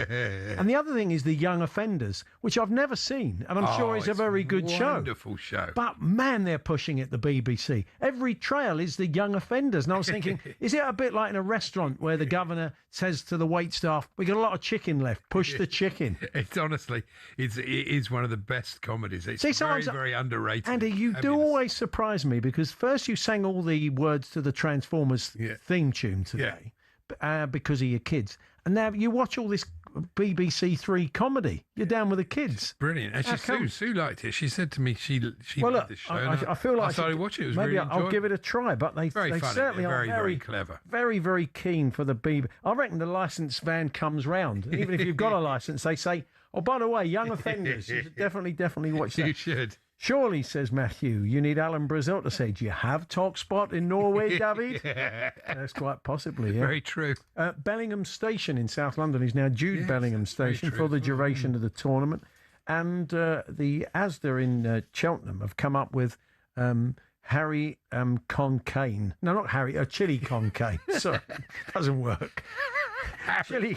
Who's Harry Concarne? Yeah, Harry... Chili Concane. They come with his facing it out the meat. Yeah, I'm sure he's absolutely delighted. Of course he is. Kobe Mayonnaise, says Tom in Colchester, doesn't really work. Other products we're looking for that could get the... I feel better about my Charles De Ketelaere joke now. What about the Jordan Pick Ford dealership in Sunderland, says Mike in Arbroath. Yeah, they could do that. I don't know what the Ford dealership is there. Do you want to hear from Colin Fodder? She's writing about the World Cup. Your favourite newspaper columnist? Yes. Yeah, I know you're There's not this columnist who writes in one of the Sunday papers. Oh, yeah. And I call it Colin Fodder because basically she's always just... you can't even believe they get paid for writing this. Yeah. And often she's got a little bit left in the column. Just a little bit she needs to fill in. Okay. Maybe about... a few lines, just a bit of filler. Probably about 150 We did a column for a while in a paper, and you do now and again they say you've got like 60 words. Yeah. So you have to come up with That's something very true. last minute. So she's written here, stay up to cheer on England, no chance.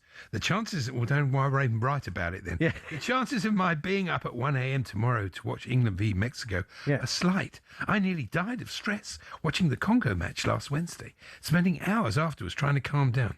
Rubbish. Yeah. Watching England is bad enough at 5 p.m, but being put through that torture in the middle of the night, not to mention the resulting sleepless hours, would be unbearable. Yeah. That's fabulous, isn't it? Somebody actually got paid money for that. Tremendous. Well, yeah, nice wherever you can get it.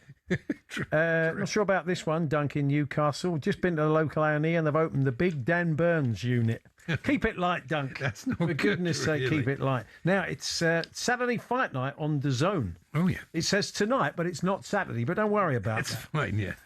Megan Redstall and Maisie Rose Courtney fight for the vacant WBO International Flyweight title live from Brentwood in Essex, a producer's part of the world. Maybe you'll pop in. Yeah. Join DAZN Ultimate and get 185 plus fight nights and access to 12 plus pay-per-view events every year, including Anthony Joshua versus Prenger on the 25th of July at no extra cost. Still to come, Liam Plunkett, who's now playing baseball over in the States, living in the States, joins to talk cricket and the Football World Cup. We're here with Selco Builders Warehouse. It's where the trade go. Boxing update on talkSPORT with DAZN, the global home of boxing. Sign up now at dazn.com/boxing.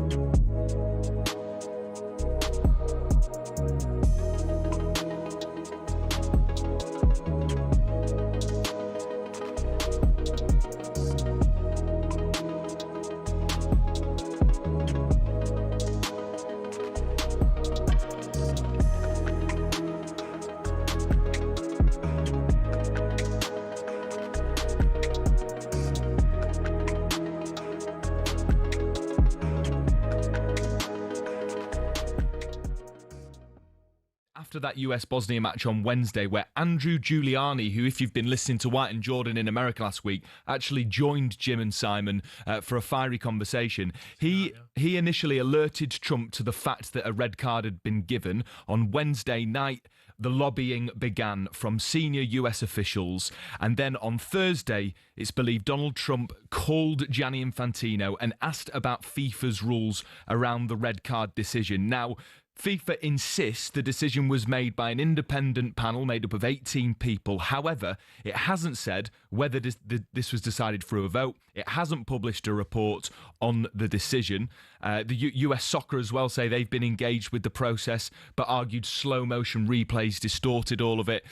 But essentially what we're seeing as the hours from this unprecedented incident come through, that there was multiple instances of contact between senior US members of the government, including Donald Trump and Gianni Infantino. And interestingly, Thomas Tuchel was asked after Jarrell Kwanzaa was sent off, what precedent does this set for him? Where does this start and where does this end now? Can we overturn it or not overturn it, or what is that something that what is going on? You'll seek to pursue, because, like you say, there's surely a chance. Where do you draw the line? Yeah, where to draw the line is the question that I ask. I have no answer to that. Where does this end now? Do we appeal if a yellow card is not a yellow card? Do we think it's not a red card, or who thinks it? Where does this start and where does this end? Is my question. I don't have an answer. Be honest. Let's be honest. You should have put the phone down on Trump when you phones him. Yeah, but you never would. But when you create a FIFA Peace Prize just specifically for Donald Trump, that suggests that there's a close relationship. And the Belgian coach, Rudy Garcia, summed it up amongst many things that he said. We're not defending the national team. We are defending football. And I think he's absolutely right. And in my view, Gianni Infantino cannot continue. His position is untenable. He should quit. You can see the game, can't you? Balogun, goal. You just see it already, can't you? Yeah. He's going to be the difference.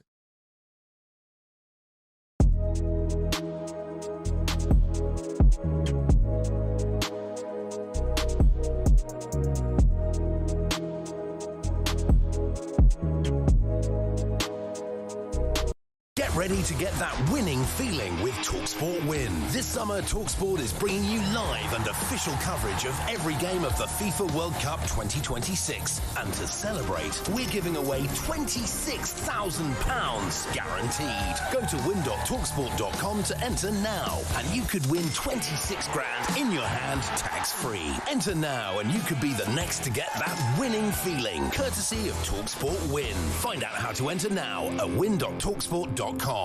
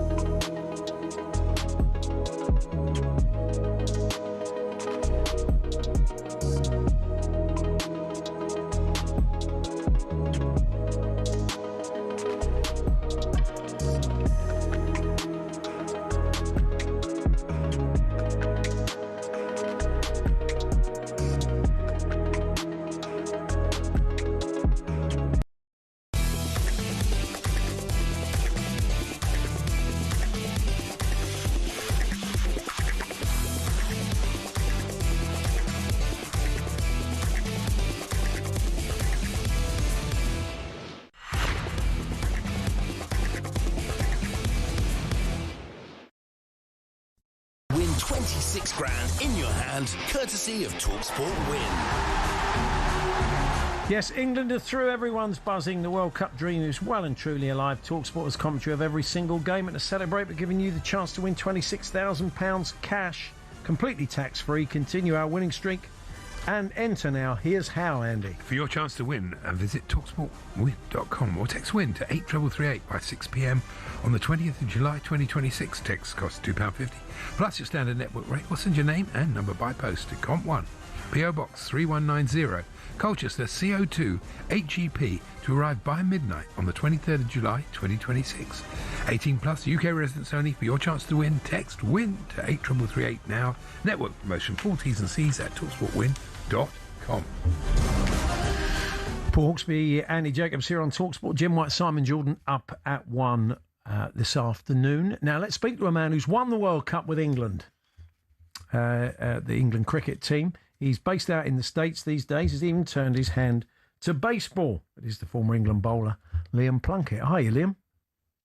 Hey, how are you? Good morning. Yeah, we're good. Good to see you. Maybe we should start with the football. Have you been catching a fair few of the games? What's the sort of mood there amongst your sport-loving friends about the tournament?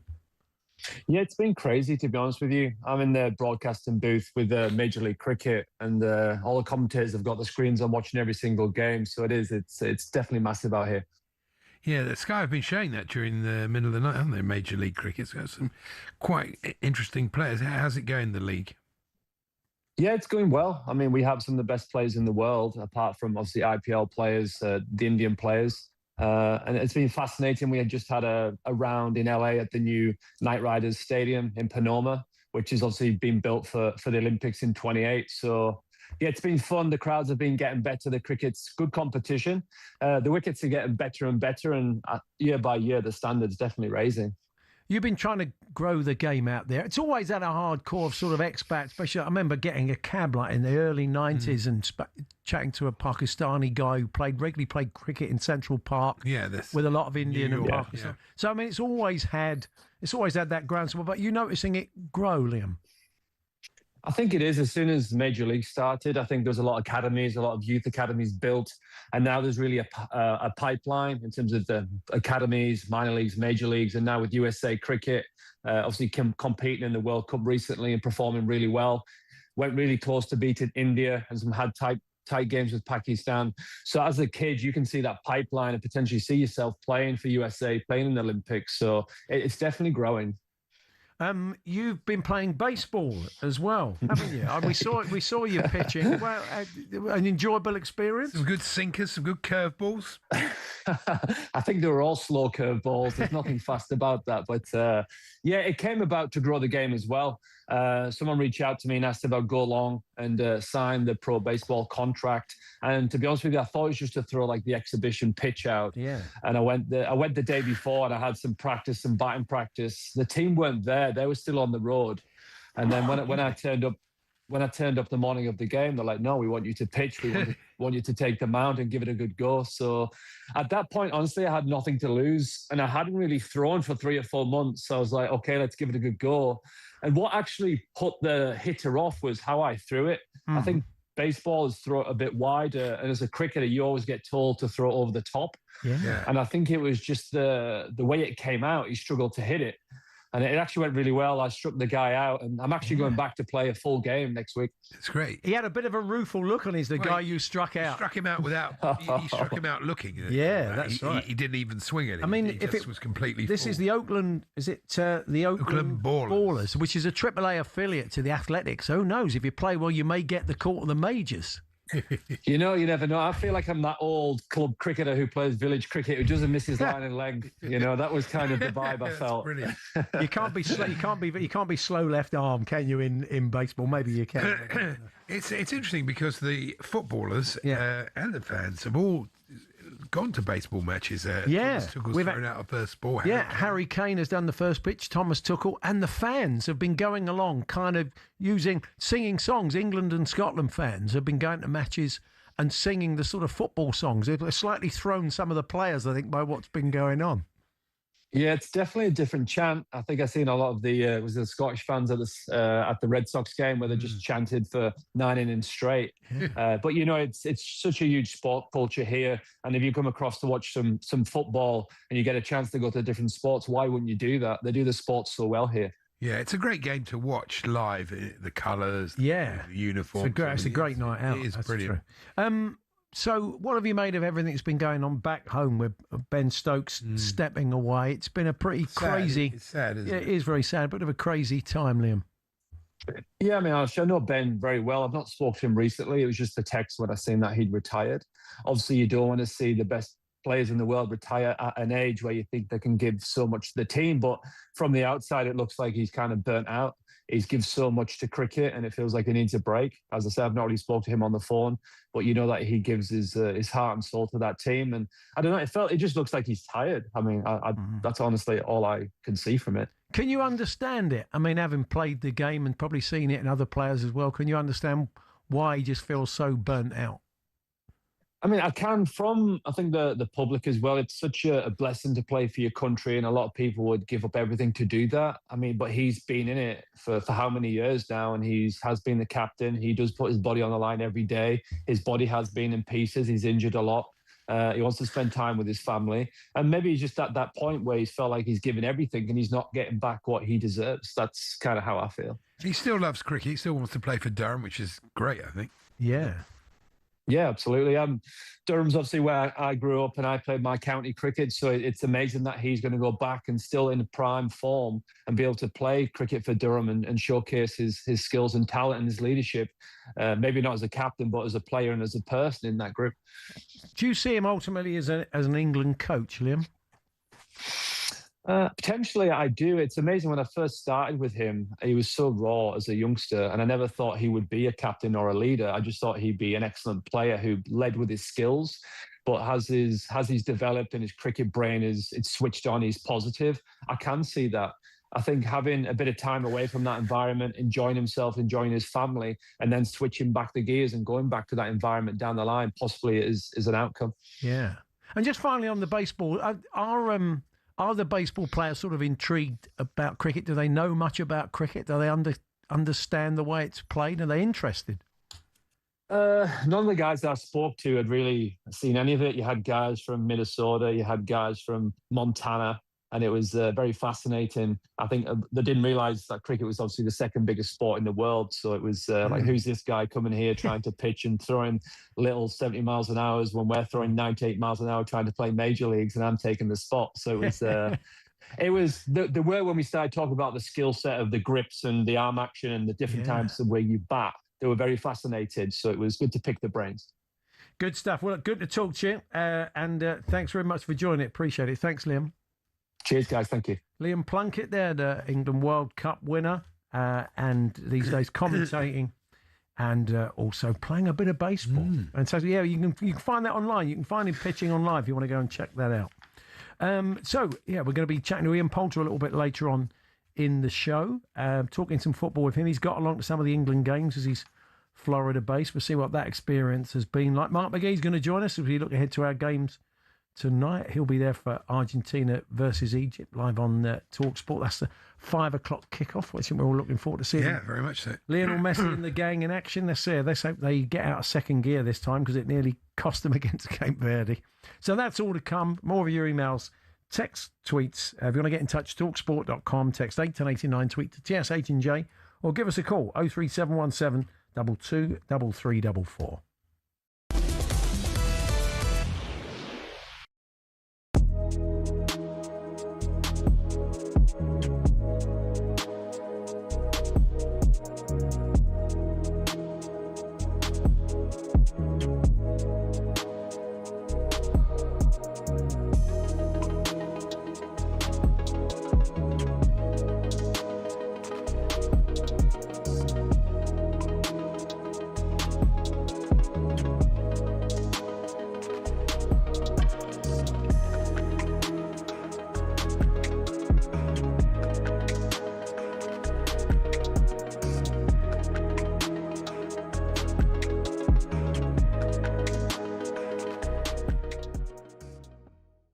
Andros, there was a lot of standout performances, wasn't there? You know, look at Gordon, I thought it was fantastic. I thought Saka done well for the first goal. Pickford, outstanding saves as well. But Jude Bellingham, I mean, 4 goals, 1 assist, 3 man of the matches so far in this World Cup. How good is he, mate?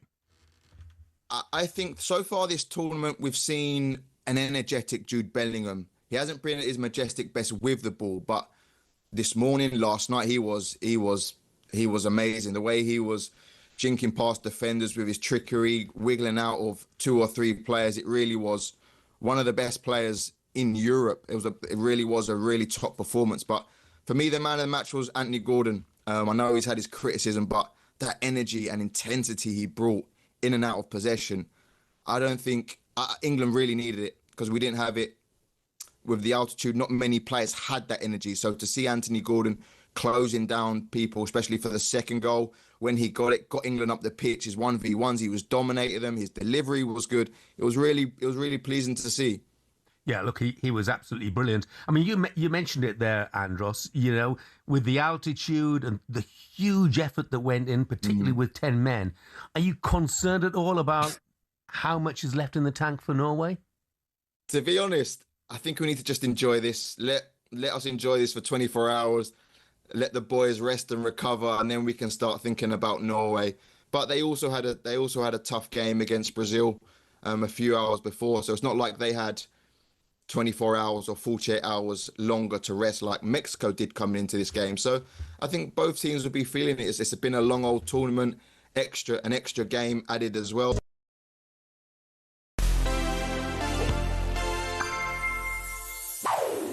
The photo of the World Cup winning captain hoisting the trophy into the air is one of the most iconic images in sport. Maradona, Bobby Moore, Cafu, these pictures, Was Lionel Messi's tainted though? In Qatar in 2022, Messi finally got his hands on the World Cup. But as he prepared to lift the trophy in those famous blue and white stripes, the Emir of Qatar approached, flanked by Gianni Infantino, with a bisht in hand. Now, a bisht is a traditional Arabic robe worn by royalty, and in it, Messi raised Argentina's golden prize into the night sky. Cynics said Qatar had paid for this exact photograph, knowing it would go down in history. But look, the badge of his country isn't even visible on Messi's chest. Pablo Zabaleta said on TV that there was no reason to do this. In fact, let's just bring this picture back. I mean, just imagine if the 3 lions were obscured on it. Some suggest what happened in Doha was the icing on the sports washing cake. But it was a massive moment of cultural significance for the Arabic world. So much so that a member of Oman's parliament offered to buy the bisht for $1 million. Messi himself has never publicly commented, and I'll leave it up to you to decide how he felt. But maybe he was just happy to finally get his hands on the World Cup.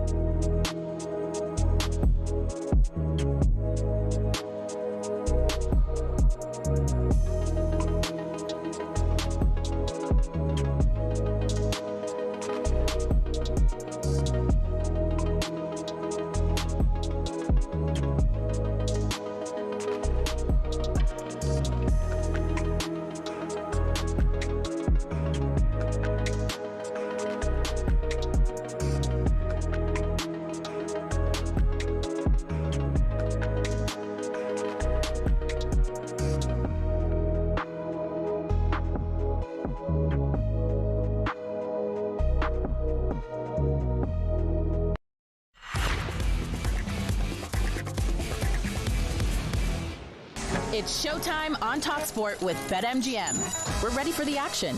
Are you? Visit betmgm.co.uk or download the app. 18 plus. GambleAware.org.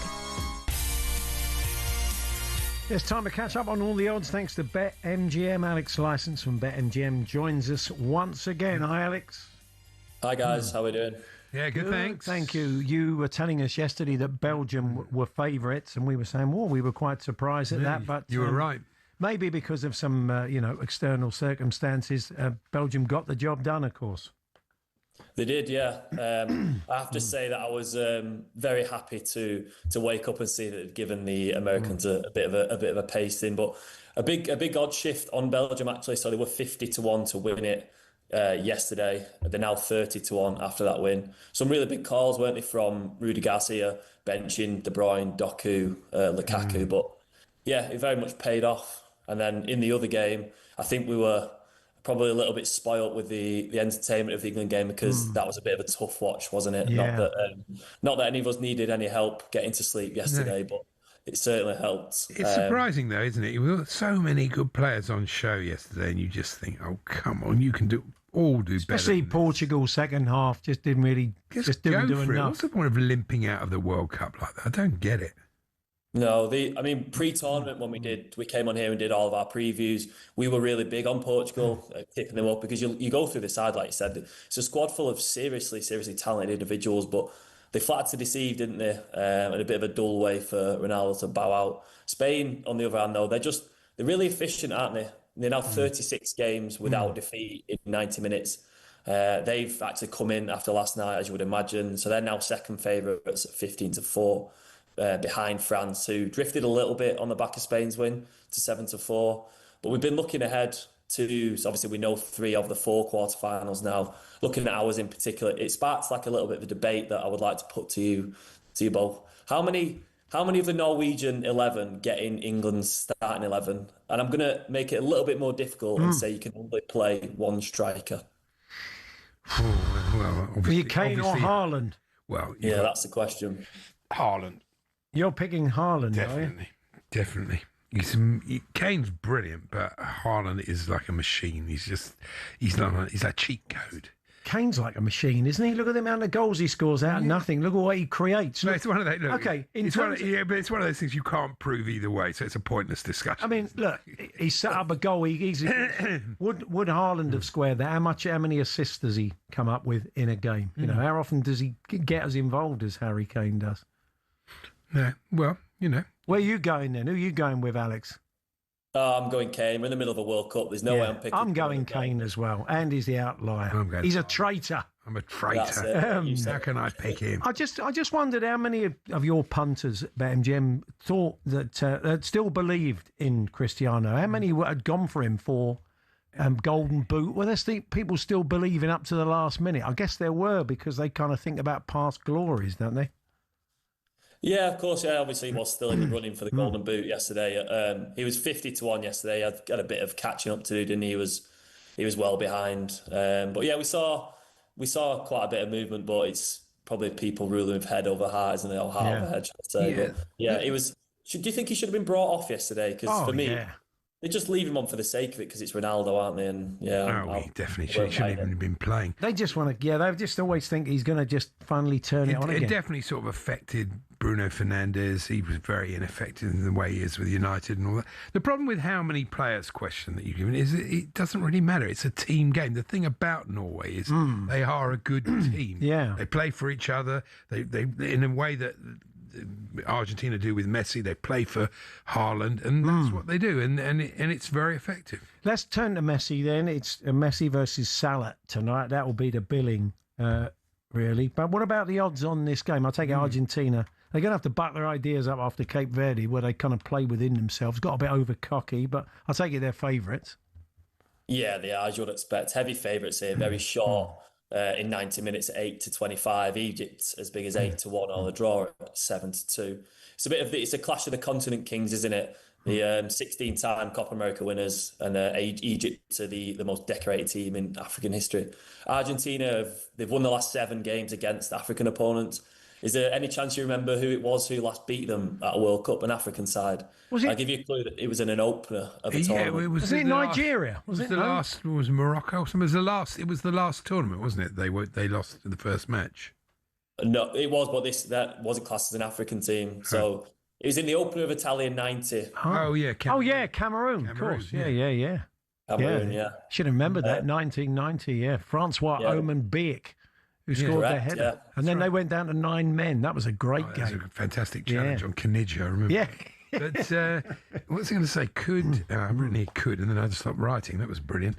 What was you going to say? Could? I mean, let's see if we can work out what you were going to say. You've written the word could. I'm just glad you're not drawing me like you're drawing. Oh yeah, I can do if you like. Yeah, we'll just we'll get working on that. What about now? We got Ramon Vega on later on because we haven't really. I know what it was. Okay, go on. This is a good question. This, if you like hypothetical questions, could Argentina win the World Cup without Messi in the way that France could win it without Mbappe? Or are both absolutely crucial? Love one of those 03717. That's a good one, isn't it, for you there? Well, you're saying who's more important to... Well, I maintain that Argentina couldn't win it without Messi, but France could win it without Mbappe. They got more depth in the squad. Yeah. Where are you going with that, Alex? What do you reckon?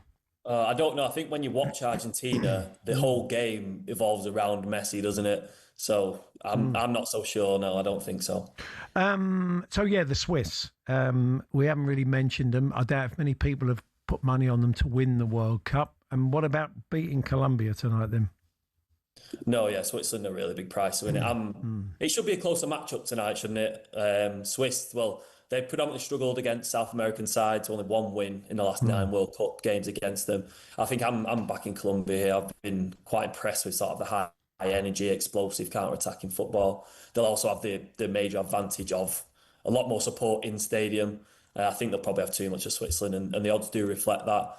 The double of Argentina-Colombia, if you do fancy that, it's pretty short at 9-5. But if you fancy a bet tonight, I think I'll be going with Messi and Diaz to score Argentina and Colombia to win, which is coming in at 13-2. Oh, it doesn't sound too bad.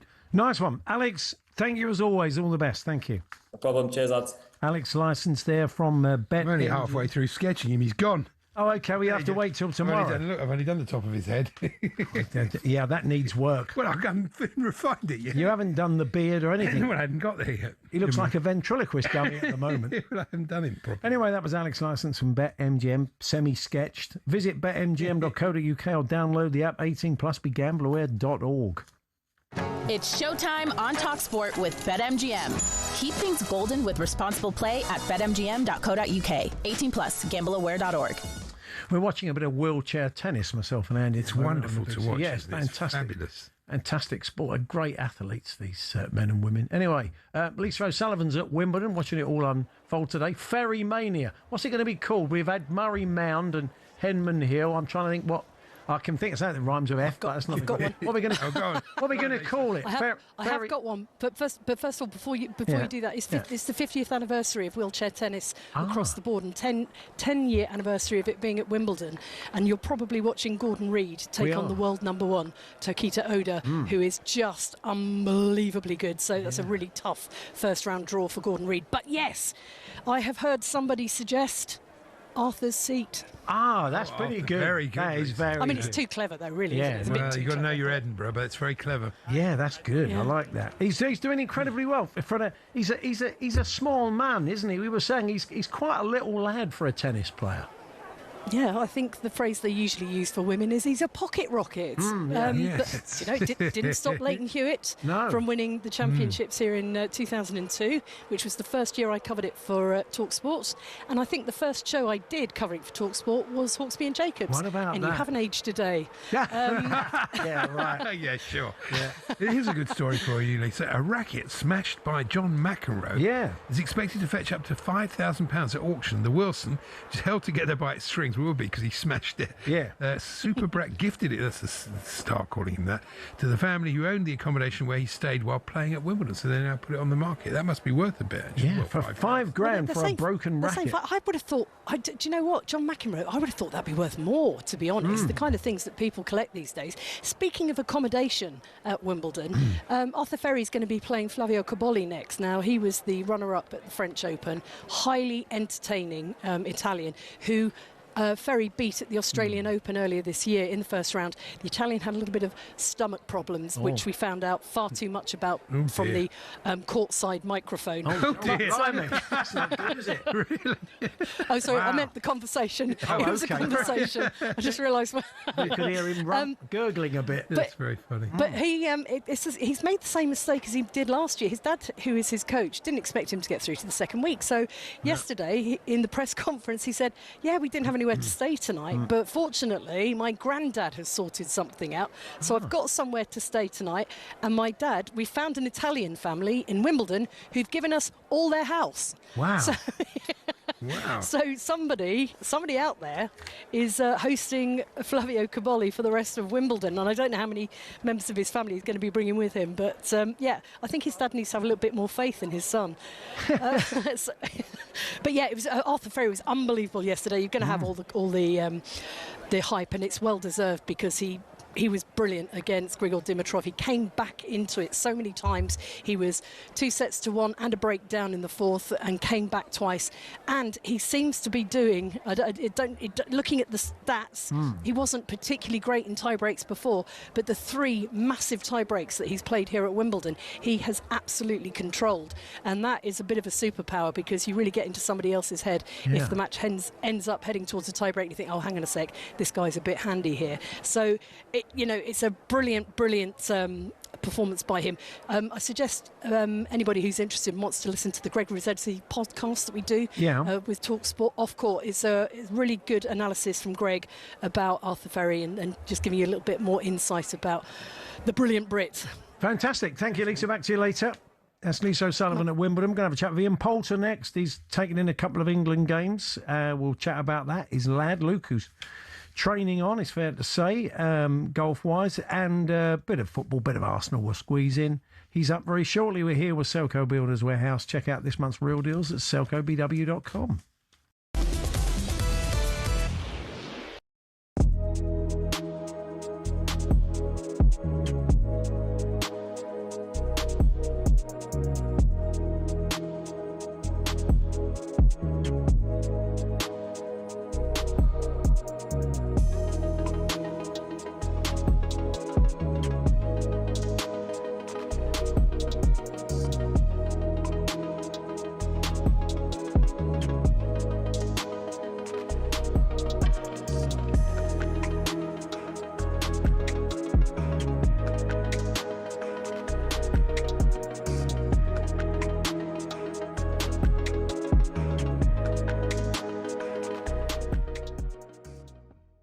Carlo Ancelotti, has he got a future as Brazilian coach? Oh, yeah, definitely. I think so. I think it's very much within Brazilian culture to the minute things don't go well to ask for the coach's head.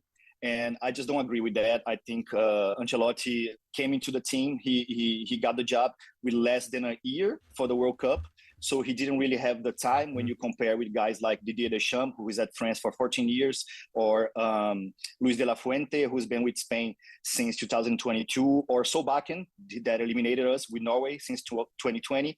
So I think we should give the man some time to have a proper cycle, 4 years to work and find his players, find the right schemes. And he just didn't have that. Brazil cycle right now was completely a mess. So, no, I don't think we should call for his head. I think he definitely has a future with Endrick and Estevão and all the young players, Ryan, all the young players that Brazil's got coming up.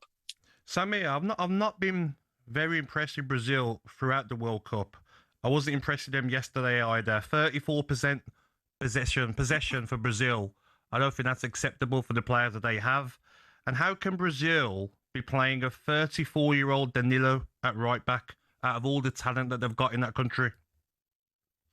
Yeah, I agree with you on both ends. I think 34% for Brazil, it's weird, especially when you consider Brazilian history. It's a team that likes to have the ball, that knows what to do with the ball. So when you see Brazil giving the other team, with all respect to Norway, hovering around 70% of the ball of the ball possession, yes, it's definitely weird. I think if it's a strategy like... Hello, I'm Matt Forden from talkSPORT. This is How to Win the World Cup. This is the best squad I think England have ever had.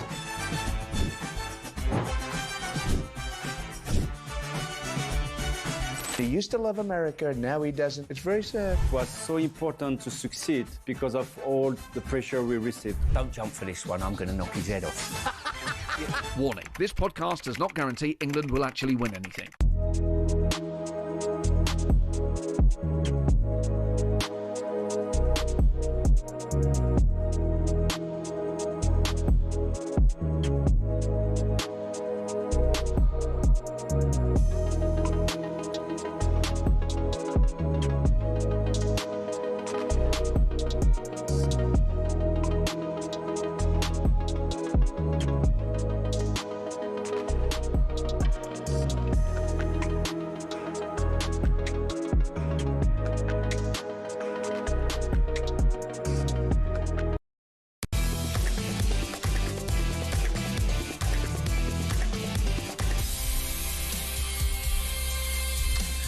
Now, our next guest has taken in a couple of the England games over in the States where he's based, but he's over here at the moment on a little assignment. He is the 5 times Ryder Cup winning golfer, an Arsenal fan, Ian Poulter. Hi, Ian.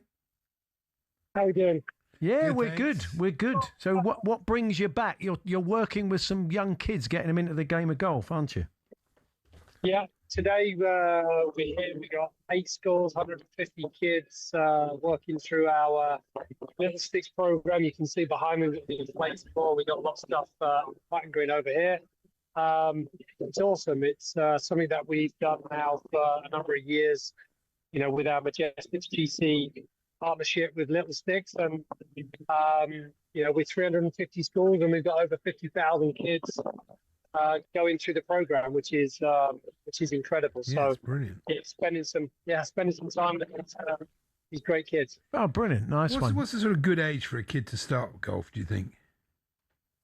As young as possible. Hmm. And you know, for me, I played all sports, and I think that's quite important. We think kids today, you know, don't just stick to one. Do as many as you possibly can. Was golf your first sport, or were there others that vied with your attention? I take it football might have done. Well, football was definitely my first sport. I had my little goes, but I wasn't good enough, so I transitioned onto golf. One young golfer you've certainly brought on is your lad, Luke, who's looking like he's on the PGA Tour. Got his debut coming up. He's been playing in some big tournaments, hasn't he? Yeah, he's doing really well. He's still an amateur. He's actually here today helping us out with the Little Six kids as well, which is great to see him helping us. Yeah, look, he's doing amazing. He's up to number 5 in the world rankings. Very, very proud to see that. And he's got the World Cup coming up in September, which is going to be in Lahinch in Ireland. He'll start his senior year in Florida for the Gators, and hopefully, you know, with his PGA Tour ranking, he can keep himself in the top 10, and we could see him playing tour golf in the near future. Does he beat you these days, Ian? Yeah, he's pretty good. I have to kind of pick and choose my my good days when I want to go and take him. Otherwise, it's a tough task. But it's great fun. Do you know what? To have kids doing something they love doing and do it well, I think is pretty special. Now it's quite. I mean, you say you've brought the Florida weather with you today. You went to Ghana, England, Panama. So what was the experience like over there? Ghana was boring, but I mean, as an overall experience, I think it was great. To take your kids and your family to a World Cup experience. I think it's very unique.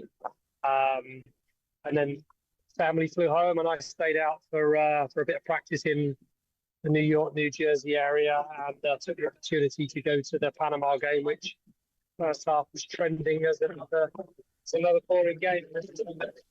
So it was good to see that. It's my first experience. Your friends over there, you think they're getting more into football or soccer, as they probably call it? You sense they've been kind of getting engrossed in the tournament or not?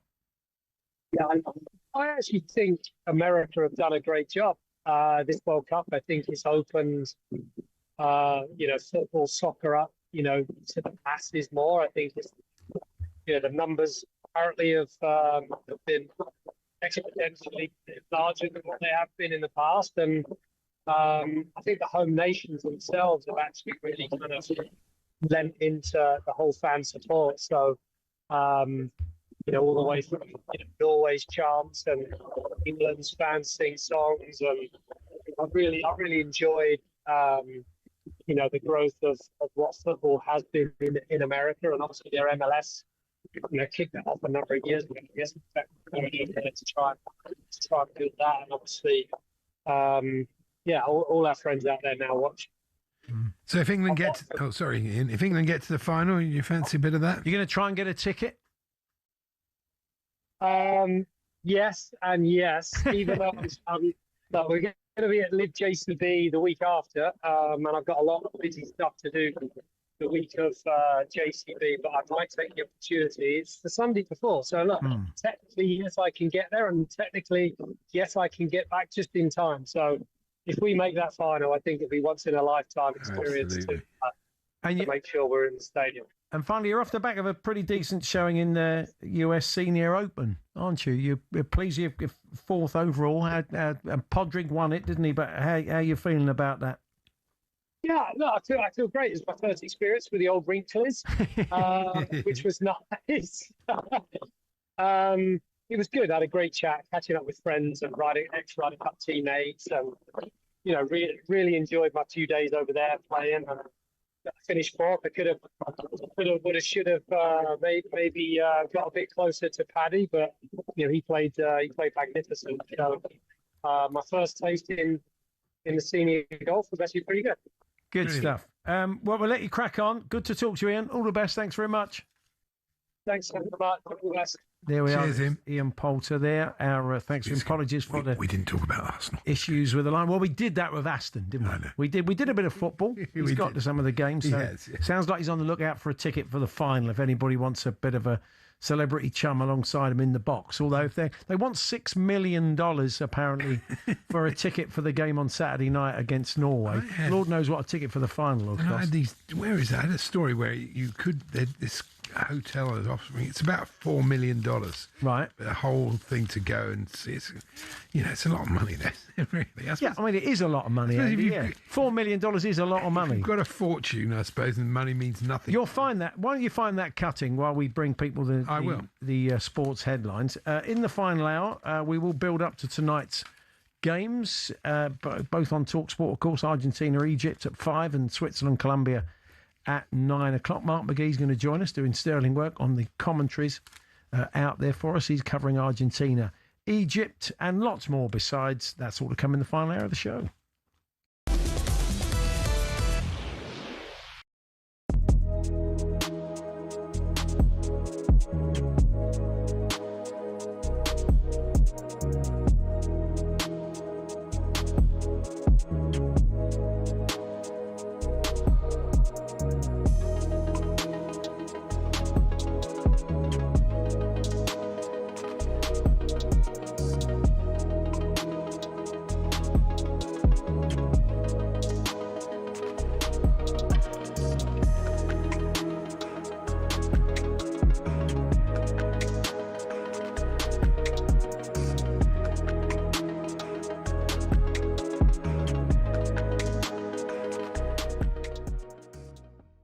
In terms of memorable England performances, where does that one rank?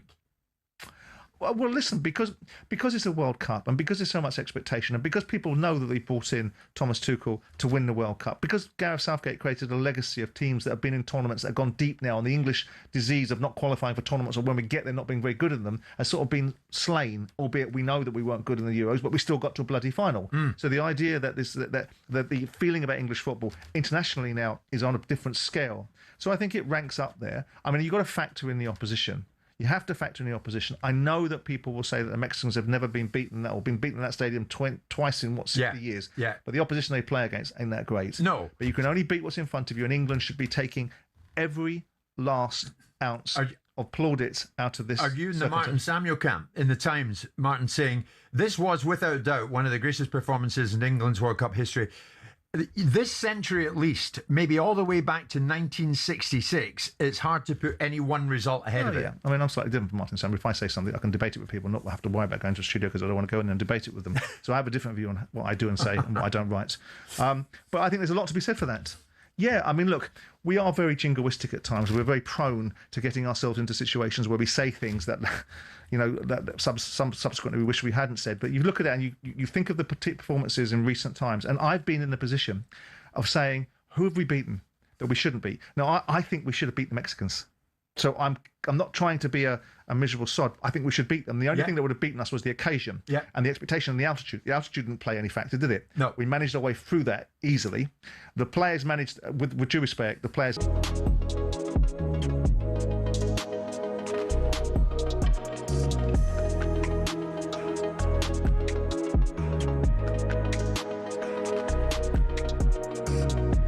Talk Sport. With your latest headlines, I'm Matt Hutchinson. Good afternoon. Belgium's Football Association has taunted the USA, posting "overturn this" on socials after they thrashed the co-hosts 4-1. Charla de Ketelara bagged a brace and says they were confident of beating the US, even with Flo Balogun. We spoke about it as a team, 5 minutes. It was not more than that because we beat them in March in a friendly also with him. He's for sure a very good player. He improves their team, but I don't think we were scared of him as an individual. We understand Maurizio Pochettino will now consider whether to extend his time as USA boss. Meanwhile, Roberto Martinez is stepping down as Portugal manager following their 1-0 loss to Spain. Now, England are resting up ahead of their quarter-final against Norway on Saturday night. 4 players are 1 booking away from missing the semi if England get through. Those are Kane, Bellingham, Rice and O'Reilly, and it's sending a shiver down Gabia Bonglaho's spine. I've liked the referees this tournament. They took no nonsense of anyone, but sometimes you can get a yellow card where you don't deserve it. You know, like a freak yellow card of like a clash your legs. Meanwhile, England's defence has looked a little shaky at times during this World Cup, so will Thomas Tuchel bring John Stones back to the starting 11? John's a great player, good defender, good on the ball, experienced now, so that nous of knowing him and having his experience in the big games as well is important. But I do like the physicality that we have in there at the minute. Well, on balance, former Premier League defender Ben Mee reckons Konsa and Guéhi should keep their spots. Elsewhere, Liam Rosenior is the new head coach of Paris FC. He signed a 2-year deal. At Wimbledon, Yannick Sinner gets the quarterfinals underway on Court 1 this afternoon. Meanwhile, Novak Djokovic faces third seed Felix Auger-Aliassime in the third match on centre. And in the women's draw, fourth seed Jessica Pegula takes on Coco Gauff. Talk Sport News. Tory leader Kemi Badenoch says her political rivals aren't doing enough to prioritise defence spending, and more than 100,000 people with ADHD are claiming benefits without having to look for work. Amelia has more in half an hour. talkSPORT weather with QuickFit. Heatwave outside, oven inside. Stay cool this summer with a free aircon check. Book online or visit your local QuickFit today. Mostly cloudy across northern England and Scotland this afternoon with some patchy rain. Plenty of sunshine further south, though, with the hottest weather in the southeast.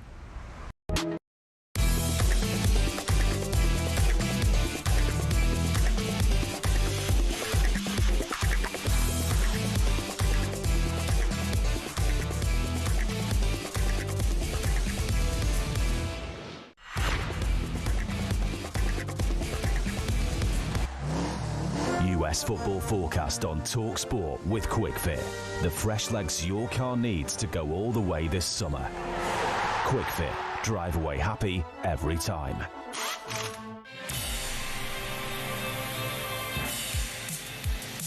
Good afternoon, it's Paul Hawksbee and Andy Jacobs. Nearly went morning. Not used to that transition. As Jim and Simon are, of course, they're up at 1 o'clock.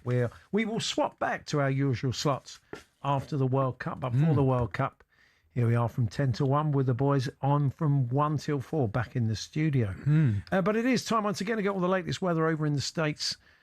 Thanks to QuickFit. And once again, Stephen Morgan from Fox Weather in New York joins us. Hiya, Stephen. Paul and Andy, good afternoon. How are you guys? Well, you're not wearing a black tie. I thought you might. Yeah, just an armband potentially. You were congratulating England. We should maybe commiserate with you. The USA are out, aren't they? All right. Hey, I've switched my colors to red and white. That's all that matters. Right. Forget about the blue. So we're going to kick off today, Argentina, Egypt in Atlanta. So how's that looking? That one's looking sunny, looking nice. I mean, Atlanta has the indoor stadium, so no problems there. But in the upper 80s, so we're talking the low 30s, 31, 32 degrees Celsius. Shouldn't be a bad game. Actually, for the rest of the week, looking at the other games, that actually might be one of the cooler games that we have, believe it or not. Wow. Yeah, I don't know whether it's the fitness of the players, Stephen, but the weather, however hot it is, and it is obviously very hot, doesn't seem to really be affecting them. No, I thought the same thing too. And I mean, FIFA might like to say it's because of those mandatory hydration breaks, but honestly, you look at the temperatures so far this season. One of the warmest games we had was over the weekend, not in the South, so not Atlanta, Dallas, or Miami. It was in Philadelphia, which is a higher latitude. It's in the Northeast for us here in the States, but it was a hotter game. But overall, I think that it's been manageable for the players. And then we're off to Vancouver for Switzerland, Colombia. What can we expect there? Got an afternoon game. It's 4 p.m. Eastern time, 1 p.m. local time for people in Vancouver in the Northwest. 22 degrees Celsius, low 70s Fahrenheit. So looks good. Not a chance of rain, which is a good sign for that game, Switzerland and Colombia. Our breakfast co-host Jeff Stelling this morning, Stephen, was chatting to his co-host Gabby Agbonlahor about maybe some weather coming in, possible storm delays for England, Norway at the weekend in Miami. Is that a possibility in your eyes?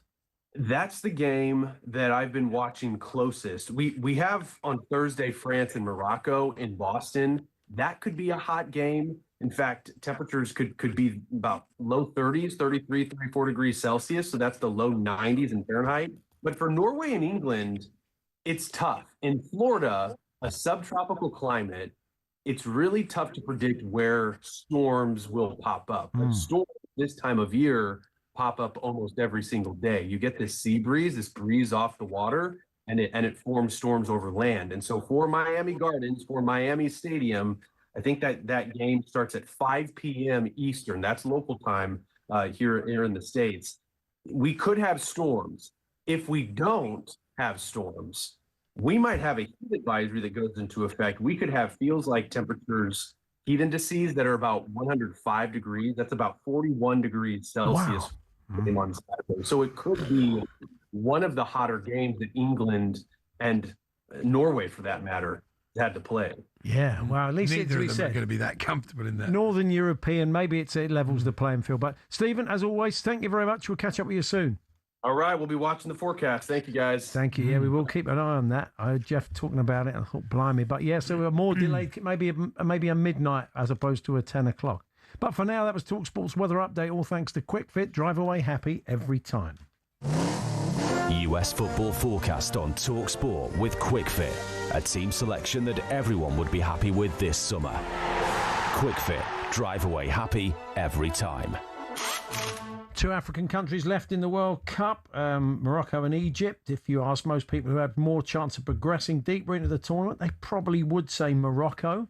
So they've been good. Is that fair or not? Egypt take on Argentina tonight. Alistair House is an African football expert and joins us now. Alistair, hi. Hey guys, you all right? Yeah, good, thanks. Not too bad. So how do you rate Egypt's chances this evening against Lionel and the gang?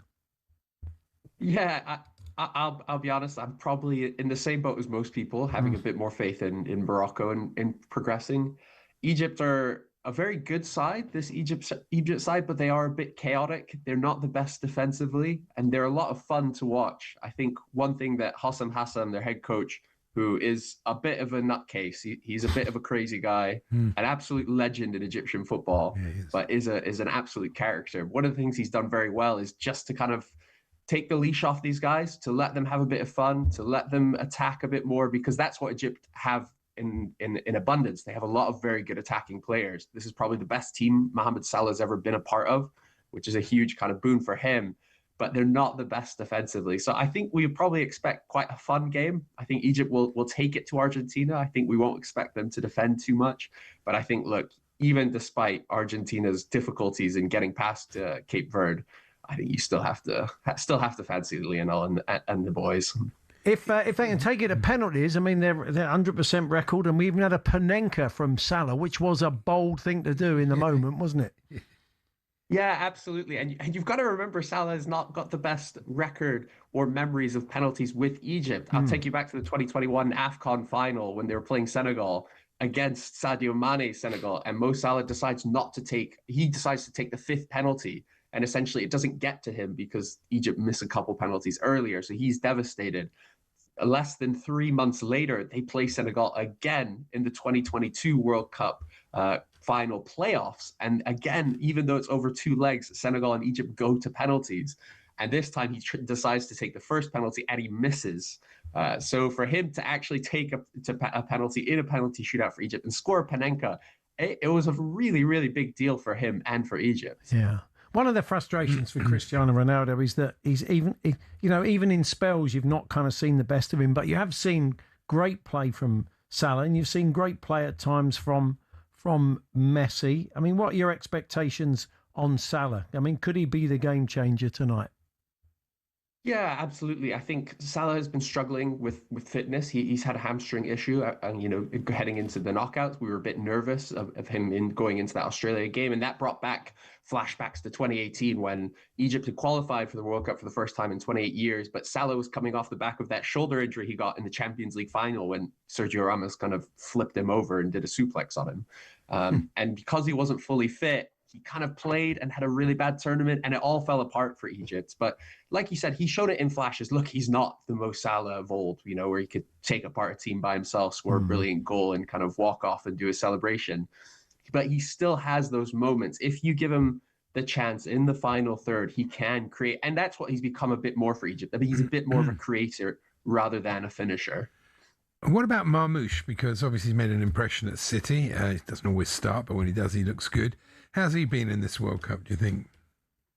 Yeah, I think Marmoush has been a bit of a disappointment from this World Cup in particular. He had a very good Africa Cup of Nations. I remember watching him in their first game against Zimbabwe, and he was fantastic. And he was playing almost as this number 10, number 8, this kind of deeper lying player. And Egypt have been generally quite good at that in this World Cup. There's a lot of rotations, and he had a good start, but he was poor against Australia. And actually, from kind of what we're reading from the Egypt camp, he's probably unlikely to start. They're more likely to bring in an extra midfielder, and he's the forward that will be sacrificed. Having said that, if he comes on, this is the type of game that suits him. Marmoush likes a bit more space. He likes running into things. So we'll see. But he has been probably, of Egypt's attacking players, probably the biggest letdown actually of the tournament so far. I imagine finally the scenes in Cairo and beyond will be nuts. I mean, this is a football mad country, isn't it? And you throw Messi into the mix, that little bit of stardust, I would imagine it's a huge deal back in Egypt. Absolutely. Look, Egypt for me is one of the great footballing nations on the planet. I genuinely have them kind of in the realms of your Brazils and your Argentinas, not necessarily in terms of their success, although from an African perspective, absolutely, they've won 7 AFCONs, more than anyone else. But in terms of the passion, I think when Marmoush signed for City in the first match that City played Liverpool and he faced up against Salah, I think it was 130 million people watching it or something absurd like that in Egypt. And this game is at a better time. The Egyptians have been very unlucky. They've had to stay up very late to watch some of their football matches, but this is 12 o'clock kickoff here in the US. And so it's a great time for Egyptians watching from home. So yeah, it will be, the scenes in Cairo and across Egypt will be incredible. Kind of almost regardless of what happens. Sure. Well, enjoy the game, Alistair. Good to talk to you again. Thanks a lot. Cheers, guys. It's live on talkSPORT from 5 o'clock this evening. Natalie Sawyer, Joe Shannon and Mark McGee. I'm going to have a chat with Mark a little bit later on to build up more to that game.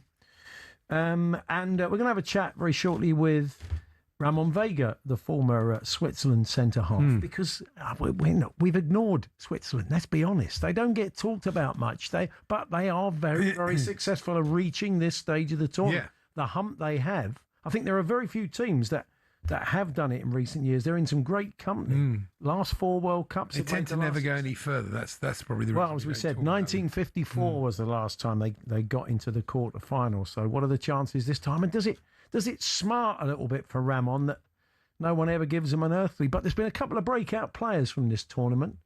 And so we'll get his thoughts on that. But I should tell you that the latest episode of How to Win the World Cup is now live at the moment. Matt Ford is alongside the 1998 World Cup winner Manu Petit and the comedian Alex Brooker. They unpack England's iconic win over Mexico.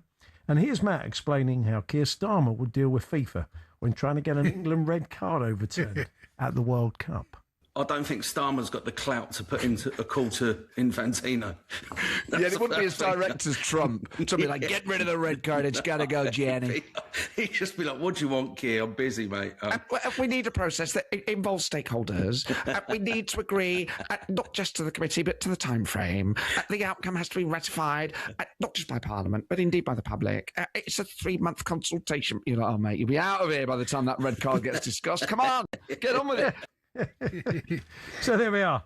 I mean, basically what he said that Donald Trump said to John, it was probably what he said. Yeah. So How to Win the World Cup, available now wherever you get your podcasts and on the talkSPORT World Cup YouTube channel. Ramon Vega joining us for a chat later on. Interesting stuff from Kevin Hatchard, who was on commentary duty for the USA-Belgium game last night. We'll reflect on that and all the fallout from it. And also some comments he made, because he knows his German football as a commentator on German football, about Thomas Tuchel and his training methods around England. So Kevin joins us for a chat a little bit later on. As we said, Jim and Simon will be up at 1 o'clock. We'll continue the build-up to this evening's game. More of your emails, texts, tweets and calls. 03717223344, talksport.com, text to 81089 or tweet to TSH&J. We're here with Selco Builders Warehouse. It's where the trade go.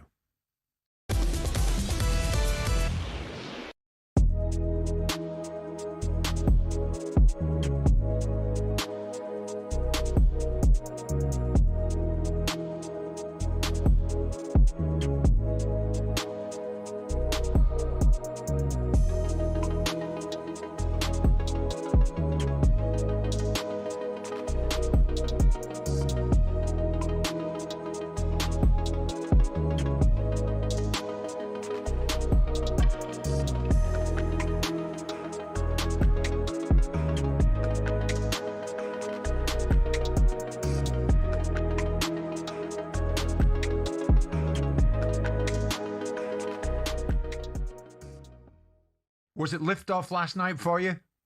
Yeah, but I've enjoyed the tournament in its entirety. Like, we've got no right to just expect us to dominate teams from start to finish, not concede chances or goals.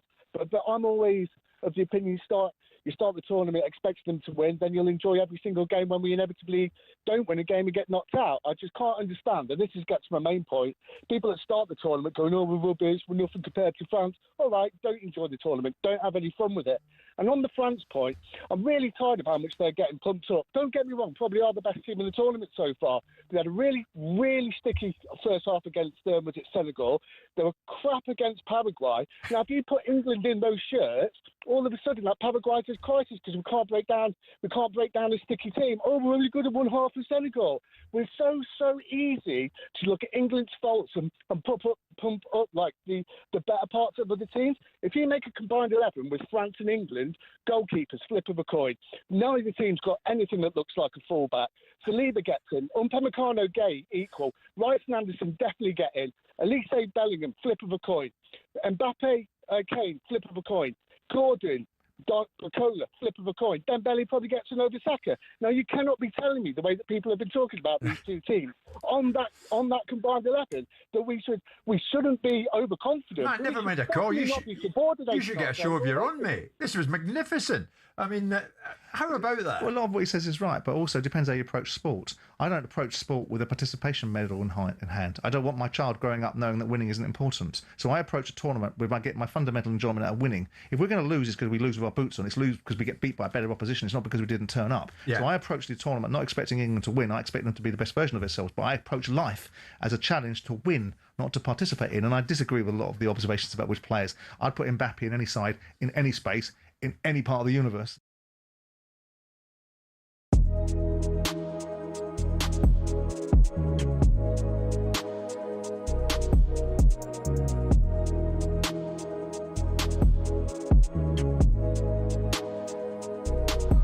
Get ready to get that winning feeling with talkSPORT Win. This summer, talkSPORT is bringing you live and official coverage of every game of the FIFA World Cup 2026. And to celebrate, we're giving away £26,000 guaranteed. Go to win.talksport.com to enter now, and you could win 26 grand in your hand, tax-free. Enter now, and you could be the next to get that winning feeling, courtesy of talkSPORT Win. Find out how to enter now at win.talksport.com.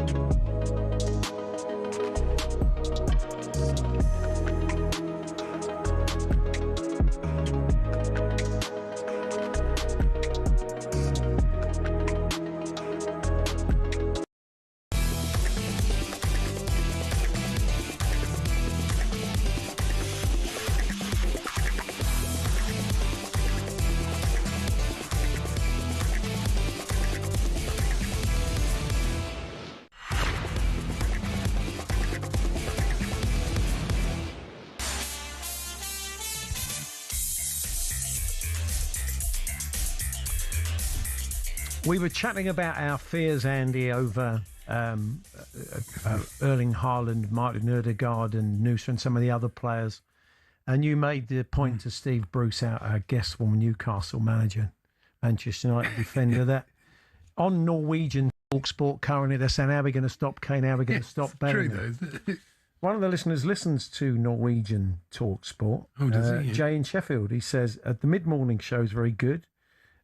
Jim Whitebait and Salmon Jordan. You put all the work in for that. But they are up, Jim and Simon, at 1 o'clock today. Bellingham in South London has named its station Jude Bellingham.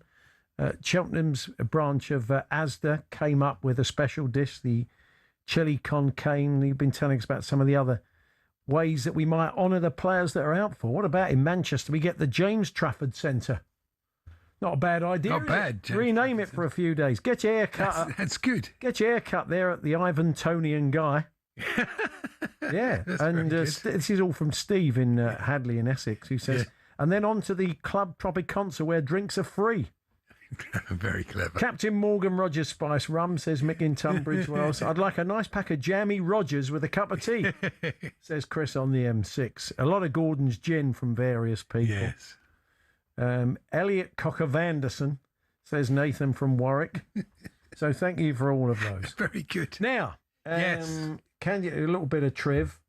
Only 4 teams have made the last 16 at each of the last 4 World Cups. They are Argentina, Brazil, France, and Switzerland. Consistent. Which makes it remiss that we haven't really talked about Switzerland. And let's be honest, they don't get talked about enough for a team that often goes deep into tournaments, which will be annoying for our next guest because he played for Switzerland with pride at the back. It is the former Spurs and Watford defender, Ramon Vega. Hi, Ramon.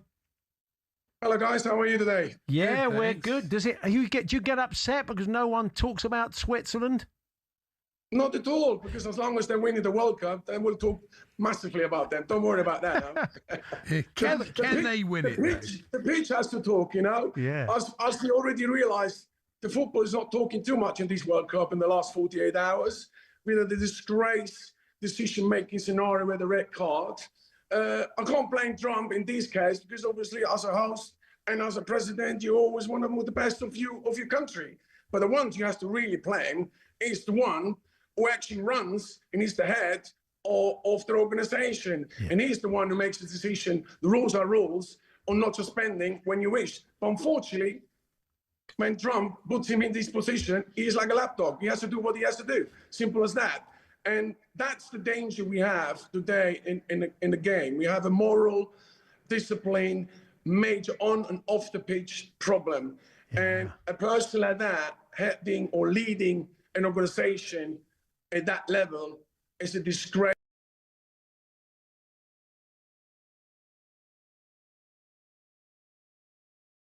if he doesn't have a spine, it doesn't resign, then we actually lost this game, because all these 5 to 6 billion people, you know what I mean? So,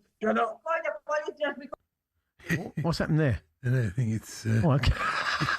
Somebody didn't agree with Ramon's point. Thank you, caller. I mean, Mrs. Infantino, Gianni's mum, does a bit of cleaning for Ramon, and she said, "Stop having a go at my boy." So, yeah, I mean, it's incredible. Suddenly, somebody came in and started shouting at Ramon after he was going into his diatribe. Look, I mean, mate, just picking up on what he said, we may get him back unless he's being beaten around the head with a broom by Mrs. Infantino, the woman who comes in and does for him. He's so slippery, Infantino. He doesn't survive for nothing. He's so clever. The way. Well, even this lady's thing went, "Oh, it's nothing to do with me." Yeah, he said there are processes in place and they make the decision. But you're asked to believe that. Yeah. In light of the fact that he came up with a special award for President Trump, like the idea that I'd have no influence over that. That's all decided. And by also the fact else. that Trump rang him.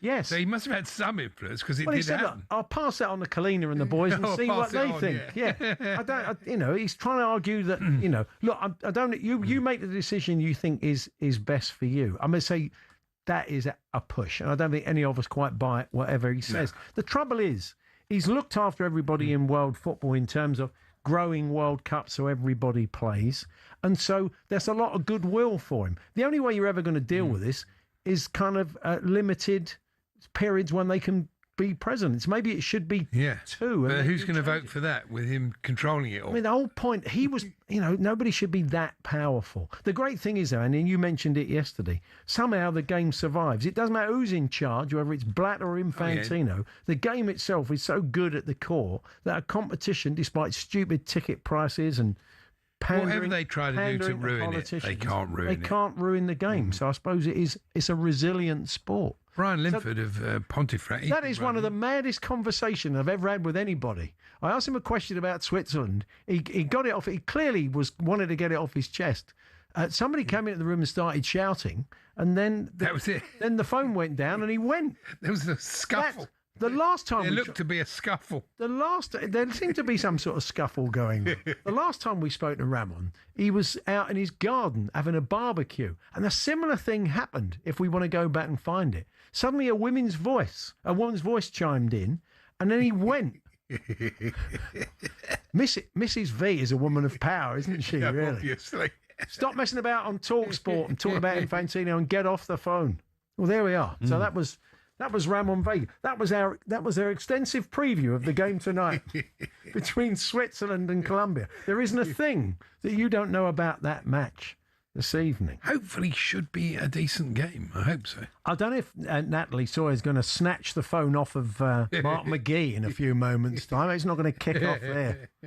But we are going to have a chat with Mark and talk a little bit about Argentina. I'm sure he caught the game. As I said, they were strangely off it the other day, and a touch cocky and a touch just like we only have to turn up to beat this lot. You see it in the FA Cup. You always see it with the you take a team lightly. Yeah. So they've got a bit to prove tonight, which I think makes it worse for Egypt, actually. Yes, it might be a point there. So it must all.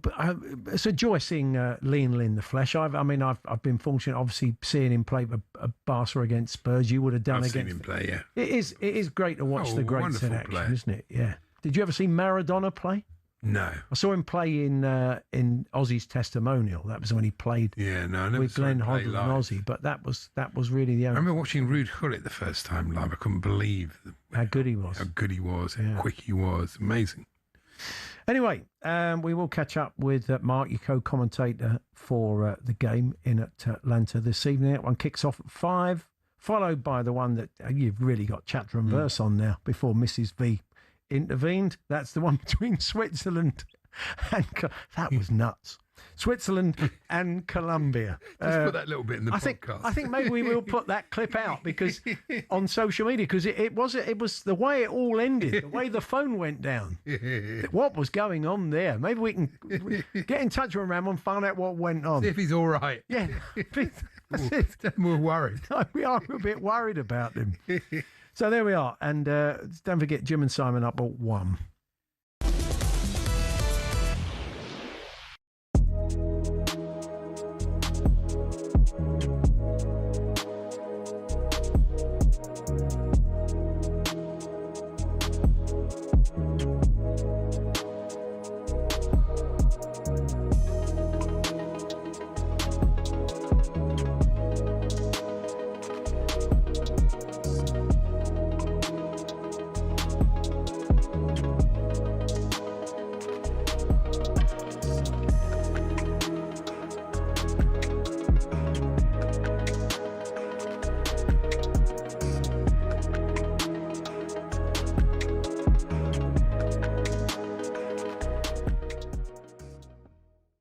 Miami this Saturday enter one Erling Haaland, who got a couple of goals, and Brazil exited the tournament.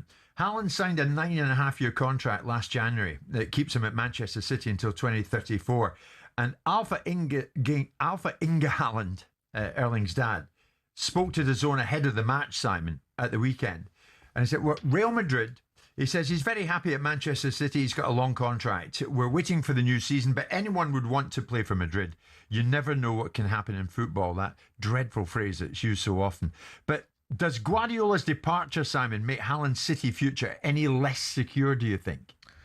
Well, I don't know what his relationship will be with Maresca, because we know we had a relationship with Guardiola. He signed for Guardiola. He didn't sign for this fellow. So there might always be a change. There might be a drop-off in City. Maresca might not be the person capable of delivering City the outcomes that they've become accustomed to. Yeah. Albeit last couple of years they haven't won a title. They'll soon get back in the saddle. That can be clear, given they've spent £130 million on a central midfield player. Their ambitions are clearly in that direction. He will go, in my view, to Real Madrid. Tragically, that seems to be the destination of all the big players. So at some point, do I see him serving out his 9.5-year contract? No. It doesn't matter. It's not a case of if, it's a case of when. I mean, you might say insecurity is almost impossible with a 10-year deal, though, isn't it? I don't think that kid suffers from any insecurity, do you?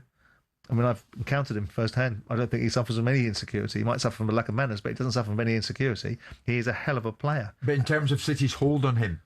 Not really. That just commands... So if Erling Haaland walks into XYZ person's office at Manchester City and says, I don't want to play for you anymore, and I really don't want to play for you anymore, and I'm really going to make that clear, and I'm going to put transfer requests in, I'm going to do all kinds of things because I don't care about sign-on bonuses and loyalty bonuses. I'll get paid by the other club on the way in. What's City going to do then?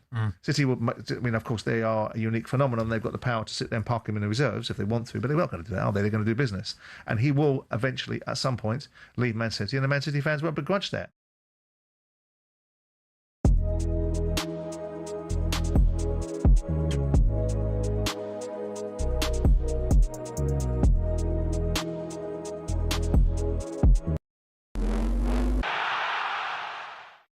USA 94. What a summer when football became soccer in the blazing heat. It was also the tournament where fashion peaked. This, my friends, is Alexi Lalas. No, he wasn't Scottish. That's a full-blooded American right there.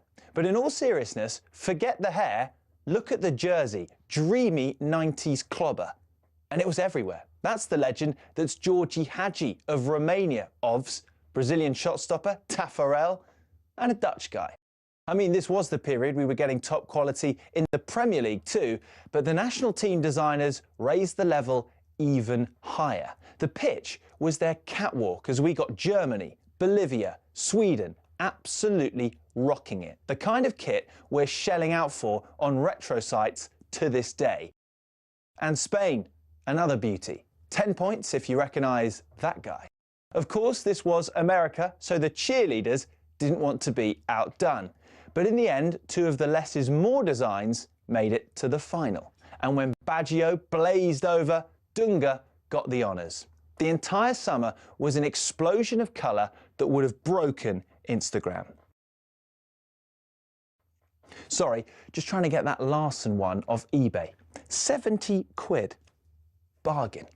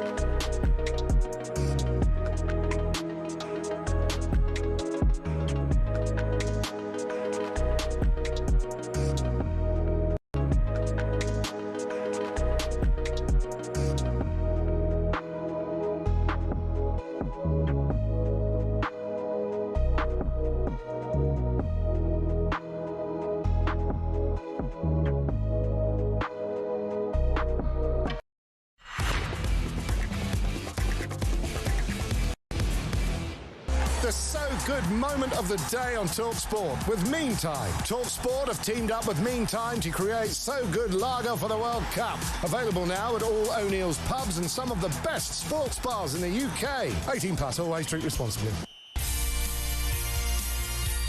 Yes, it's time once again for our So Good moment of the day. Meantime, I think it's fair to say you were either really tired from the night before and a bit hungover, but you thought, Spain-Portugal, here we go. Oh, yes. Classic matchup, Iberian derby, two sides. So many wonderful players in the lineup. Yeah, a kind of a cavalcade of great players. And we got an all right first half. I've heard it called compelling by some people. I didn't think the second half was particularly compelling. Compelling? Yeah, so... That's that thing where you think, oh, I see the game. I know more about football than you do. I see so much Yeah, in this. I was compelled to go to bed. I was certainly compelled to go to bed, and I wasn't not compelled to watch extra time and penalties. No. So this, of course, is our So Good moment of the day. And that is it. Spain march on, but it's all over for Cristiano Ronaldo and Portugal. Yes. Not so much that, just the fact it was over. Mikel Merino scored, and we didn't have to start for another half hour, which would have been another tippy-tappy nothing, and it would have gone to penalties, and you're thinking, oh no, it's 11 o'clock now, and I've had 3 hours kip from the night before. So I'm sure we weren't alone in feeling that was the So Good moment of the day with Meantime. God bless Nigel Adley for telling us that news. talkSPORT have teamed up with Meantime to create So Good lager for the World Cup. Available now at all O'Neill's pubs and some of the best sports bars in the UK. 18 plus, always drink responsibly. The So Good moment of the day on talkSPORT with Meantime. talkSPORT have teamed up with Meantime to create So Good lager for the World Cup. Available now at all O'Neill's pubs and some of the best sports bars in the UK. 18 plus, always drink responsibly. It's all right for the people who are out there, of course, because they're watching at normal times. That's very true. These ungodly hours. Let's cross then to the States. Doing sterling work on our commentary team with Joe Shannon and your host Natalie Sawyer. They're all together again for Argentina, Egypt. In Atlanta is Mark McGee, the former Scotland assistant manager and Aberdeen frontman. Hey, Mark. I thought there when you mentioned, started talking about the So Good moment of the day, you were talking about me. Well, disappointed. Yeah. We take that as read. Hello. Good morning here, 7:30 in the morning here. I've got up early to talk to you, so I hope you appreciate it. We do. Yeah, we do appreciate it, Mark. Mark. The Olympic rings behind you, Mark. I presume you're quite near the Atlanta Olympic Stadium. Rings, yeah. The 96 Olympics, Ben Johnson, 200, 400, Jonathan Bailey, the 100 world record. And here's the rings right outside the fan park, which looks amazing. Yeah. And I can imagine there's going to be a festival there the day if Argentina managed to get a result. A lot of Argentina supporters milling around already at the Waffle House. We're outside. Sam and I will be in there as soon as we're finished, I think. The people in charge of people call this show the Waffle House. Yeah, the people in charge of expensive here in talkSPORT. Delighted you're eating in the Waffle House. Fantastic. That's the kind of budget. That's the budget the team are working on at the moment. Have whatever you like. That's what we've been living on. Yeah, of course. Now, Mark, as you're there, I'll give you an opportunity to say something nice about England. What about that performance the other day? Listen, rewind to last year or whenever it was. It feels like last year when I spoke to you two, and I was very, very adamant that I thought that that's exactly what you would get out of England, and I just felt there was a performance coming. I could see the kind of Bellingham and Kane relationship blossoming, and it was no surprise to me that they went there and won. Also, we had been to Mexico. We saw Mexico up close and personal, and yeah, it was an amazing performance against the game I've forgotten even who they played. Mexico. Ecuador.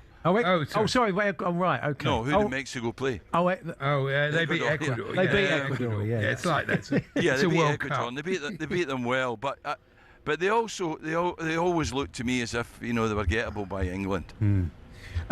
So yeah, what about the job that Thomas Tuchel did as someone who's worked in management yourself, over many years? I mean, he seemed to get his tactics pretty much spot on, didn't he? Yeah, I thought, you know, as managers, sometimes you're looking at the game and you make changes because you see an individual who's tired, or an individual gets injured, or you're trying to make some sort of tweak to the shape. But, you know, what he did was quite, you know, proactive in a sense. I don't like that word, but you know what I mean. He looked at it, he saw what was coming, and he anticipated it, and he made the changes to take care of that in advance. And I thought that was really a brilliant bit of management. And I think, you know, on that occasion, as much as the players to a man were absolutely brilliant, the manager for once was absolutely brilliant with them. What about the match-up with Norway? I don't know if you've seen them in the flesh, Mark, on the road, but what about that game? Yeah, well, we were at the Brazil-Norway game at the weekend. You know, not only was it another fantastic World Cup game, you know, with the supporters of both teams. The Norwegian supporters were absolutely outstanding. You know, what can you say, you know, when they're doing their rowing and all that.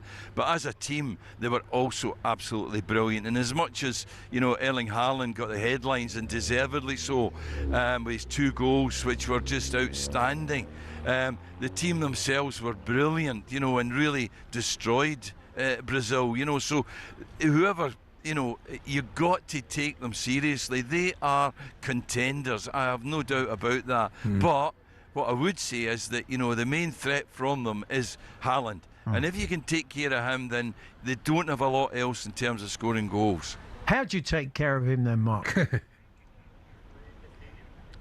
Well, the guys that are going to be playing against him have played against him often. You know, they understand him, they know his strengths.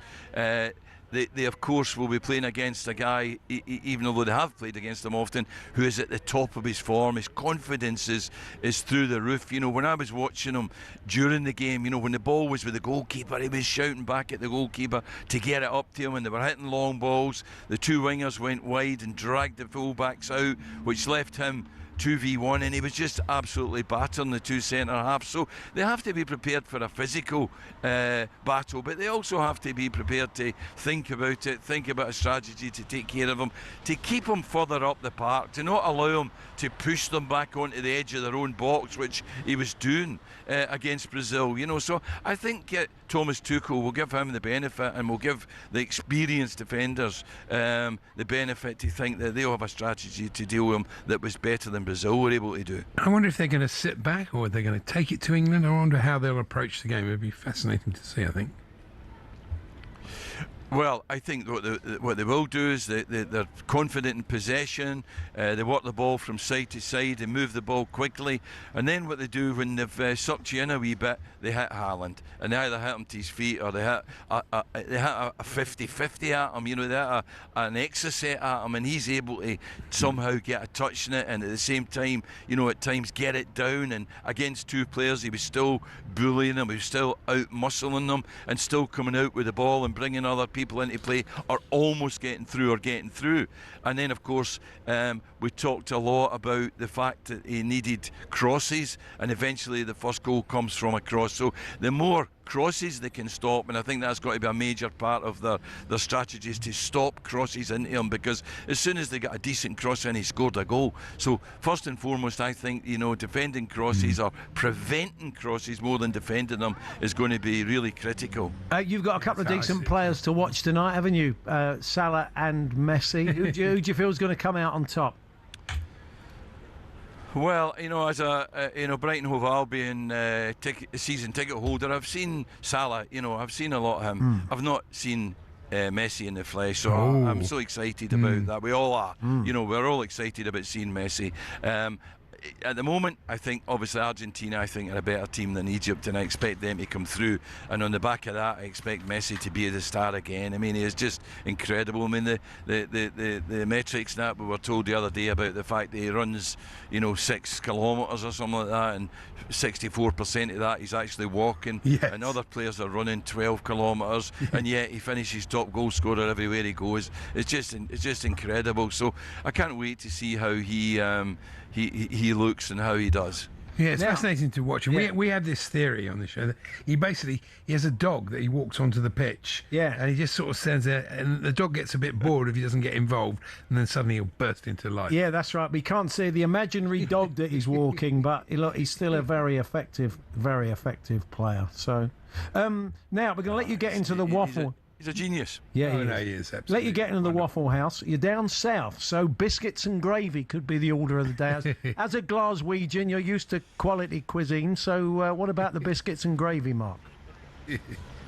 Nah, I'm not big in gravy, I have to say. I never have been. The biscuits I could probably handle. But, waffle with a bit of maple syrup, that'll do me Why fine. not? Sam and I will be straight in there after this. Nice one. Bit of bacon. Enjoy, Mark. Enjoy the game tonight. We look forward to hearing from you later. All the best. Thanks a lot. Thanks, guys. There we are. This Mark McGee in Atlanta for tonight's game between Argentina and Egypt. See, I love that because he's seen hundreds and hundreds of games. He's played in hundreds of games, but he's still excited about seeing Lionel Messi. You think That the shows amount you, of doesn't it? games he's managed, Yeah, the yeah, amount it's of amazing. games and the players Brilliant. he's played against in European competition. But yeah, they've never. It's hard to believe, isn't it? An incredible career as player and manager. He's not seen Messi in the flesh. So anyway, you'll catch up with Mark, Joe Shannon, Natalie Sawyer. They're all on the daily podcast too. You can go and check that out. Looking back on USA, Portugal, and other big talking points, and there's more England chat, of course, with the guys available on your favourite podcast platform now. Let's check in with Lisa O'Sullivan then at Wimbledon. Lisa. We're into the quarter-final stage now in the men's and the women's draw. We've got one match left over still to sort out from the fourth-round draw because Alexander Zverev, Sasha Zverev, didn't finish his match against Jiri Lechka last night. It is 3-3 in the third, one set apiece. That'll be the second match on centre court after Jessica Pegula and Coco Gauff have played their all-American battle. And over on number one court, just about to get underway, Naomi Osaka against Karolina Muchova. This one is going to be very, very interesting to watch. Muchova, the problem solver, the disruptor with the slice and dice and drops, and Osaka coming onto this, having beaten Sabalenka in a big, booming game. It's going to be another great day of tennis at the All England Club. Thanks very much, Lisa. Updates from Lisa with Jim and Simon after 1 o'clock. But we're going to talk a bit of Thomas Tuchel and some interesting comments from Kevin Hatchard, who was commentating on USA Belgium last night. We'll touch on that as well. But some about Tuchel's training methods that kind of take Kevin back to the Bundesliga and the way he worked in German football. But that's coming up before we hand over to Jim and Simon very shortly. Just a reminder, Argentina, Egypt from 5, Switzerland, Colombia from 9 o'clock tonight. And the sports bar, of course, will be coming up after that with Jamie and Jason. But we're here with our good friends at Selco Builders Warehouse. Check out this month's real deals at selcobw.com.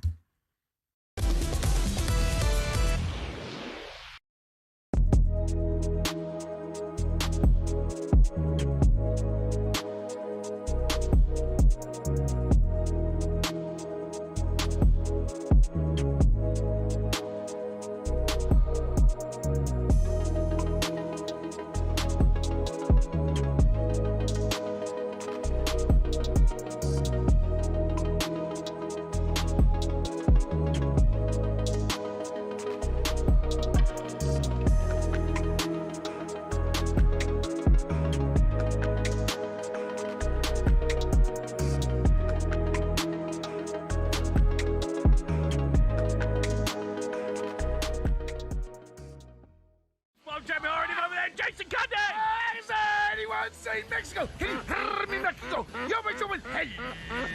Look me to the altitude! Do me a favor, altitude! You're an absolute fraud, altitude! Rey Mysterio! El Chapo! Can you hear me, Chapo? Can you hear me, Chapo? Yo, Mexico, hey! Never beat Speedy Gonzalez! Speedy Gonzalez! Superstar!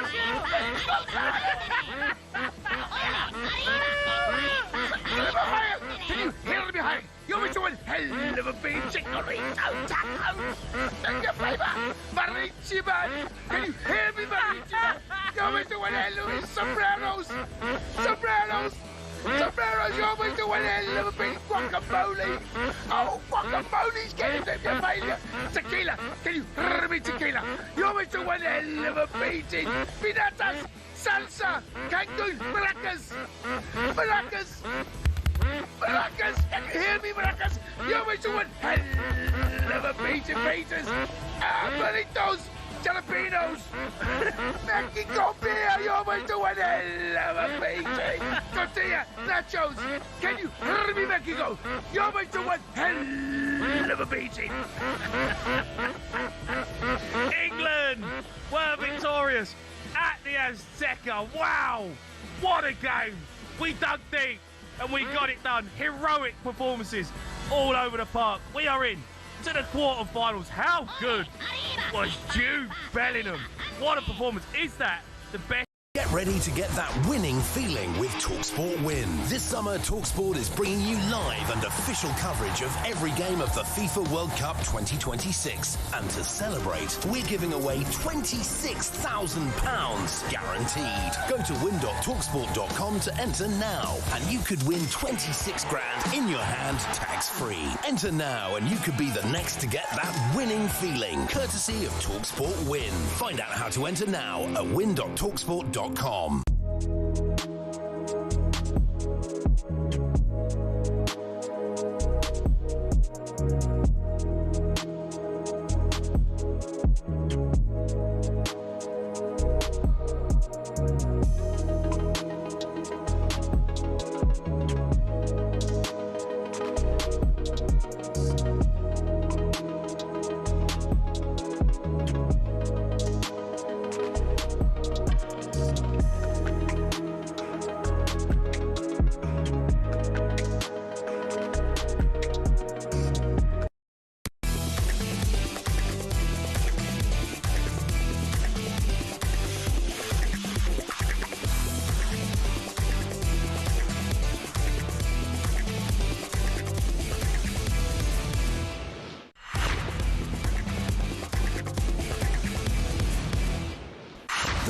Deal on talkSPORT with Selco Builders Warehouse. For the latest special offers, pick up this month's Real Deals in branch or view online at selcobw.com. Just very quickly, Loz says Pro Plus should definitely rename for the tournament and call themselves Maduwakey Wakeys. That's pretty good, isn't it? Yeah, Thank you, Loz, for that. Anyway, time then to announce our real deal this week with Selco Builders Warehouse, where we select someone who was the real deal in a big telling match in this World Cup. No one better to do that than the person who commentated on USA-Belgium last night. He's kindly got up to join us now. Kevin Hatchard. Hey, Kev. Hi guys, how am I supposed to follow Maduwake Wakey? I think that I can't be doing that. That's a great idea. You've done me in there. So who was your man of the match? Catalara was one that sprang to mind because he scored a couple of goals. What about the performance overall? Yeah, Decatur was excellent because not only the 2 goals he scored, but the way that he pressured Matt Freese for the 3rd goal was really important, because it would have been easy to give up on that one because Freese had won the initial challenge. But because he hustled and harried him, Freese took an extra touch, and that's what got him into trouble, and Van Aken was able to score the goal. And that was the goal that really wrapped up the game, because at that stage, at 2-1, you never know. USA might be able to get back into it. And I think with Decatur, finally, this is his big moment, because this was a guy that when he was a young player, I mean, he's only 25 now, but when he was really young and he was at Club Brugge, there was this feeling that he was the next big thing and it was really going to happen for him. And he got to Milan and it just didn't happen. His career stalled. Since he's gone to Atalanta, he's been revitalised. He's looked like a really dangerous player. And I think because Lukaku isn't fully fit, they've needed a forward option, and he's been the obvious player. So, yeah, I think not just for his involvement in the goals, but his link-up play, his movement, I think I'd make him my real deal. The whole intervention by the government, the US president and his team seems to have made it worse. There was a way potentially for Pochettino to galvanise that squad without Balogun. But in the end... It was the other way around, wasn't it? It was counterproductive, and he's talked about getting kind of hate mail off the back of it. It obviously weighed heavy on the players. It certainly weighed heavy on Balogun, who went to Garcia and apologised and said it was nothing to do with me. It was such a bad move, wasn't it, looking back on it? It's an enormous shame, and I said this in the build-up to commentary, that what we should have been talking about in the build-up to the game is what Pochettino had managed to get out of this group of players, the way that they had been a force of nature with and without the ball, the way they had energised the US fan base and got genuine momentum, and it just added a level of, distaste really to the whole thing that didn't need to be there. As you say, I watched an interview with Balogun just before the game, before all of this had happened, before his suspension had been suspended, if you like, and he was very kind of sanguine about the whole thing. He said, look, it wasn't deliberate, it was an accidental challenge, and I didn't agree that it was red, but hopefully the guys will be able to win it without me. So, he clearly wasn't raging about it, and I just think FIFA have got themselves into such a mess now. And this started really with the decision to commute Cristiano Ronaldo's 3-game ban, because from that moment, you realise that FIFA were just going to have this situation where if they wanted to, they can make arbitrary decisions. And that's what this was. Let's not dress it up. Sure. FIFA can talk about independent panels all they like, but this was clearly just something they felt was the right thing to do from their point of view. And it's made a mockery of the whole thing. So, yeah, I think once we stop ascribing kind of FIFA, thinking that FIFA want good optics and FIFA want to be loved, I think once you get past that, you can analyse their decisions a lot better. We're nearly out of time, but just a minute on a tweet you put out about Thomas Tuchel. You've followed his career through the Bundesliga and beyond, commentating on German football, and you've seen a lot of his methods really in this World Cup that you've seen over the years in the Bundesliga. Yeah, it was only a little thing that Anthony Gordon said in the post-match interview after the Mexico game, and he talked about making training tougher than the match. And that's what Tuchel has done from the get-go. When he was at Mainz and he was really fighting against the odds and getting Mainz into positions you didn't expect them to be in, he would change the dimensions of the training pitch. He'd either take away the width or he'd just cut the corners off the pitch. He'd make defenders hold tennis balls so that they couldn't grab at opponents. He would make them take extra touches. He'd make them take touches on their knees, just to add loads of little confusing details to training that when you got to a game, you thought, oh, thank God. Yeah. Training's finished. This is so much easier. And I get the sense from what Gordon said that they've actually maintained that idea and that's the way it's working. So fair play to Let's keep it. Let's hope it keeps working. The Premier League could introduce that to reduce grappling. Players have to hold 2 tennis balls. Yeah, well, good idea, Andy. Yeah, we'll put Get that it in. We'll put that to him. Cheers, Kevin. Thank you ever so much. Cheers, guys. Kevin Hatchard there, our thanks to him, doing fine commentary duty at this World Cup. Didn't he? That was our pick of the Real Deal with Selco Builders Warehouse. For the latest special offers, pick up this month's Real Deals in branch or view online at selcobw.com. The Real Deal on talkSPORT with Selco Builders Warehouse. Check out this month's Real Deals at selcobw.com. Believe it or not, it's the first rest day of the tournament tomorrow, but rest assured we'll be here and we'll be bringing you a show. And we look forward to seeing you from 10 tomorrow. I'm having a rest. Are you having a rest? Charlie tomorrow, isn't it? Oh, yeah, you're having a rest. Oh, yeah, it's all right for you, mate. Thanks. Anyway, Charlie Baker will be here, possibly a panda as well. Who knows?